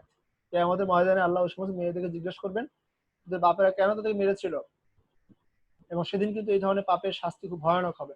তো এই যে আল্লাহ ছেলে মেয়ে কল্পনা করে, কিন্তু কেউ কিন্তু আল্লাহর বাপ আছে এটা কল্পনা করেনি। আপনি দেখবেন কেউ দাবি করে না আল্লাহর পিতা আছে। সবাই দাবি করে যে আল্লাহর ছেলে আছে, আল্লাহর মেয়ে আছে, আল্লাহর ওয়াইফ আছে। হ্যাঁ, কিন্তু কেউ এটা দাবি করে না যে আল্লাহর বাপ আছে। তো যার বাপ নাই তার ছেলে মেয়ে হয় কেমনে? মানে যার বাপ নাই তার মানে তার তো জন্ম প্রক্রিয়া ঠিক নেই। যার বাপ আছে তার তো ছেলে হবে, কারণ তার জন্ম আছে, তার সন্তান আছে, তার ওয়াইফ আছে। কোরআন আল্লাহ আরেক জায়গায় বলছেন যে তোমরা কি করে ভাবলে আমার তো ওয়াইফই নেই, আমার তো কোনো স্ত্রী নেই, তাহলে আমার কিভাবে বাপ মানে সন্তান হবে? তো ওয়াইফ না থাকলে সন্তান কেমনে হয়? So এই প্রশ্নগুলো খুব ইম্পর্টেন্ট। এবং আপনারা একটু মজা পাবেন এই আলোচনাগুলো শুনলে যে হিন্দুদের অনেক খোদা আছে, যে খোদারা দুনিয়ায় এসে এই দুনিয়ার মহিলাদের সাথে শারীরিক সম্পর্ক করে ছেলে মেয়ে জন্ম দিচ্ছে এবং ওই ছেলে মেয়েরা মোটামুটি খোদা হয়ে গেছে। এবং এটি তাফসীরের একটা বড় অংশ সূরা ইউসুফের মধ্যে। যখন আপনারা দেখছেন যে সূরা ইউসুফে ইউসুফ আলাইহিস সালামের প্রতি মিশরের ওই তার যে গৃহিণী, মানে তার যে গৃহের মহিলা ছিলেন, তিনি আসক্ত হলেন। এবং যখন এটা ওই মজলিস করে সমস্ত মিশরের অভিজাত মেয়েদেরকে জানানো হলো যে ইউসুফকে আমি ভালোবাসি, প্রেমে পড়ে গেছি, তখন ওই ঘটনার পরে যেটা ঘটলো পুরো মিশরের সব মহিলারাই ইউসুফকে ভালোবাসা শুরু করে দিল। মানে সবাই ইউসুফের সাথে একটা সেক্সুয়াল রিলেশন করতে চাইছিল স্রেফ। কেউ কিন্তু ইউসুফ ভালোবেসে তার সাথে পালিয়ে সংসার করার কথা বলছিল না। এমনকি আজিজে মিশরের যিনি ওয়াইফ, যে মহিলা এই পুরো অসৎ কর্মের মূল হোতা ছিল, সে মহিলাও একটা বারের জন্য এটা ভাবে নাই, চায় নাই যে সে তার এই প্রাসাদ ছেড়ে দিয়ে ইউসুফকে নিয়ে ওই কোনো একটা পাহাড়ে বা কোনো একটা দুর্গম এলাকায় গিয়ে বসবাস করবে, সেটা বলে নেই। জাস্ট হচ্ছে তার এই তার যে এই যে কামের যে একটা ভাব, শুধু সে এই জিনিসটাই চাচ্ছিল ইউসুফকে দিয়ে করাতে। তো কেন এটা ঘটলো? মিশরের এই সমস্ত মহিলারা কেন ইউসুফকে এই অসৎ কাজের জন্য প্ররোচিত করলো?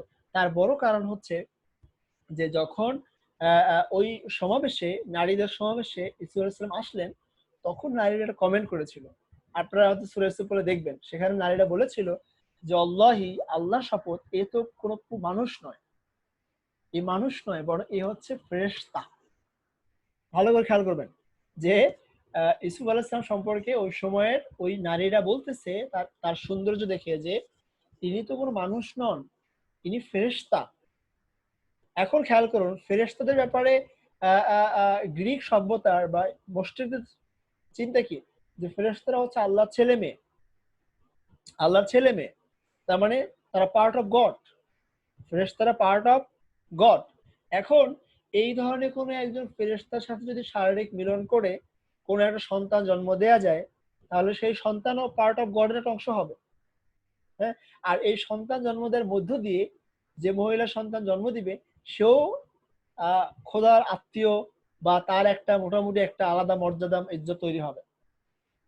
এই যে খোদার সাথে মিলিত হওয়ার মানে মিলন ঘটিয়ে সন্তান জন্ম দিয়ে খোদাইত্বের ভোগ করার মানসিকতা, এই মানসিকতা, এই আন্ডারস্ট্যান্ডিং, এই বোধটা ওই সময় মিশরের মহিলাদের মধ্যে ছিল।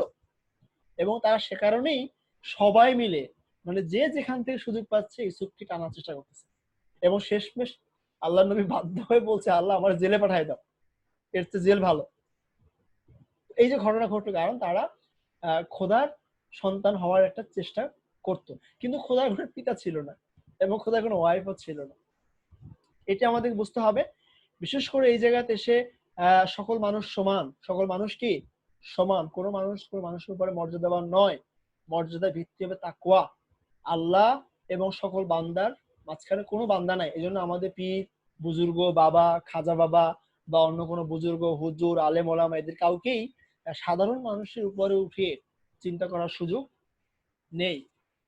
সর্বশেষ এই সূরার আয়াত এবং আমাদের আজকের ক্লাসের এটি শেষ কথা যে ওয়ালাম ইয়াকুল লাহু কুফুয়ান আহাদ, এটি মূলত আল্লাহ তাআলা তার বক্তব্যের সমাপনী টানছেন, কনক্লুশন দিচ্ছেন। আল্লাহ বলছেন যে আল্লাহর সমান হওয়া দূরের কথা, আল্লাহর সাথে তুলনা হতে পারে এমন কোন মানুষ, এমন কোন সৃষ্টি নেই। সুতরাং সকল ক্ষমতা, সকল পাওয়ার, সকল সম্মান, সকল মর্যাদা একমাত্র আল্লাহর জন্য। এটি আমরা এই আয়াতের ব্যাখ্যা থেকে বুঝবো। তো এখন একটা সময় আপনাদেরকে আরেকটা কথা বলেই আমি শেষ করবো আজকে আলোচনা, যে আধুনিক সময়ে নতুন ধরনের খোদায়েতের সন্ধান পাওয়া যায়। বর্তমান সময় আমাদের সমাজে নতুন খোদা আছে। এই খোদারা বলে যে আল্লাহ তাআলার সাথে যে সম্পর্ক, সেটি তোমার ব্যক্তি জীবনের সাথে সম্পৃক্ত। অর্থাৎ তুমি ব্যক্তি জীবনে ধর্ম মানবা, নামাজ পড়বা, রোজা রাখবা, তোমার যাহা খুশি করবা করো, কিন্তু কালেকটিভ জীবনে, সামষ্টিক জীবনে, তোমার অর্থনীতি, তোমার সমাজ, তোমার রাষ্ট্র, এসব জায়গায় আইসা ধর্মকর্ম বলা যাবে না। বরং তোমাকে এই জায়গাটায় আমরা আমরা আধুনিক হতে হলে, প্রগতিশীল হতে হলে তোমাকে সেকুলার হইতে হবে। হ্যাঁ, তোমাকে বলতে হবে যে আমরা এখানে ধর্ম নয়, আল্লাহর বিধান দিয়ে সমাজ চলবে না, রাষ্ট্র চলবে না, আল্লাহর বিধান দিয়ে ব্যক্তি জীবন চলবে। এই বিশ্বাসের জায়গাটা বর্তমান মুসলিম বিশ্বেও ছড়িয়ে দেওয়া হচ্ছে। এটি একটি ওয়েস্টার্ন ফিলসফি, এটা একটি ইউরোপীয়, দ্বিজাতীয়, খ্রিস্টীয় কালচার।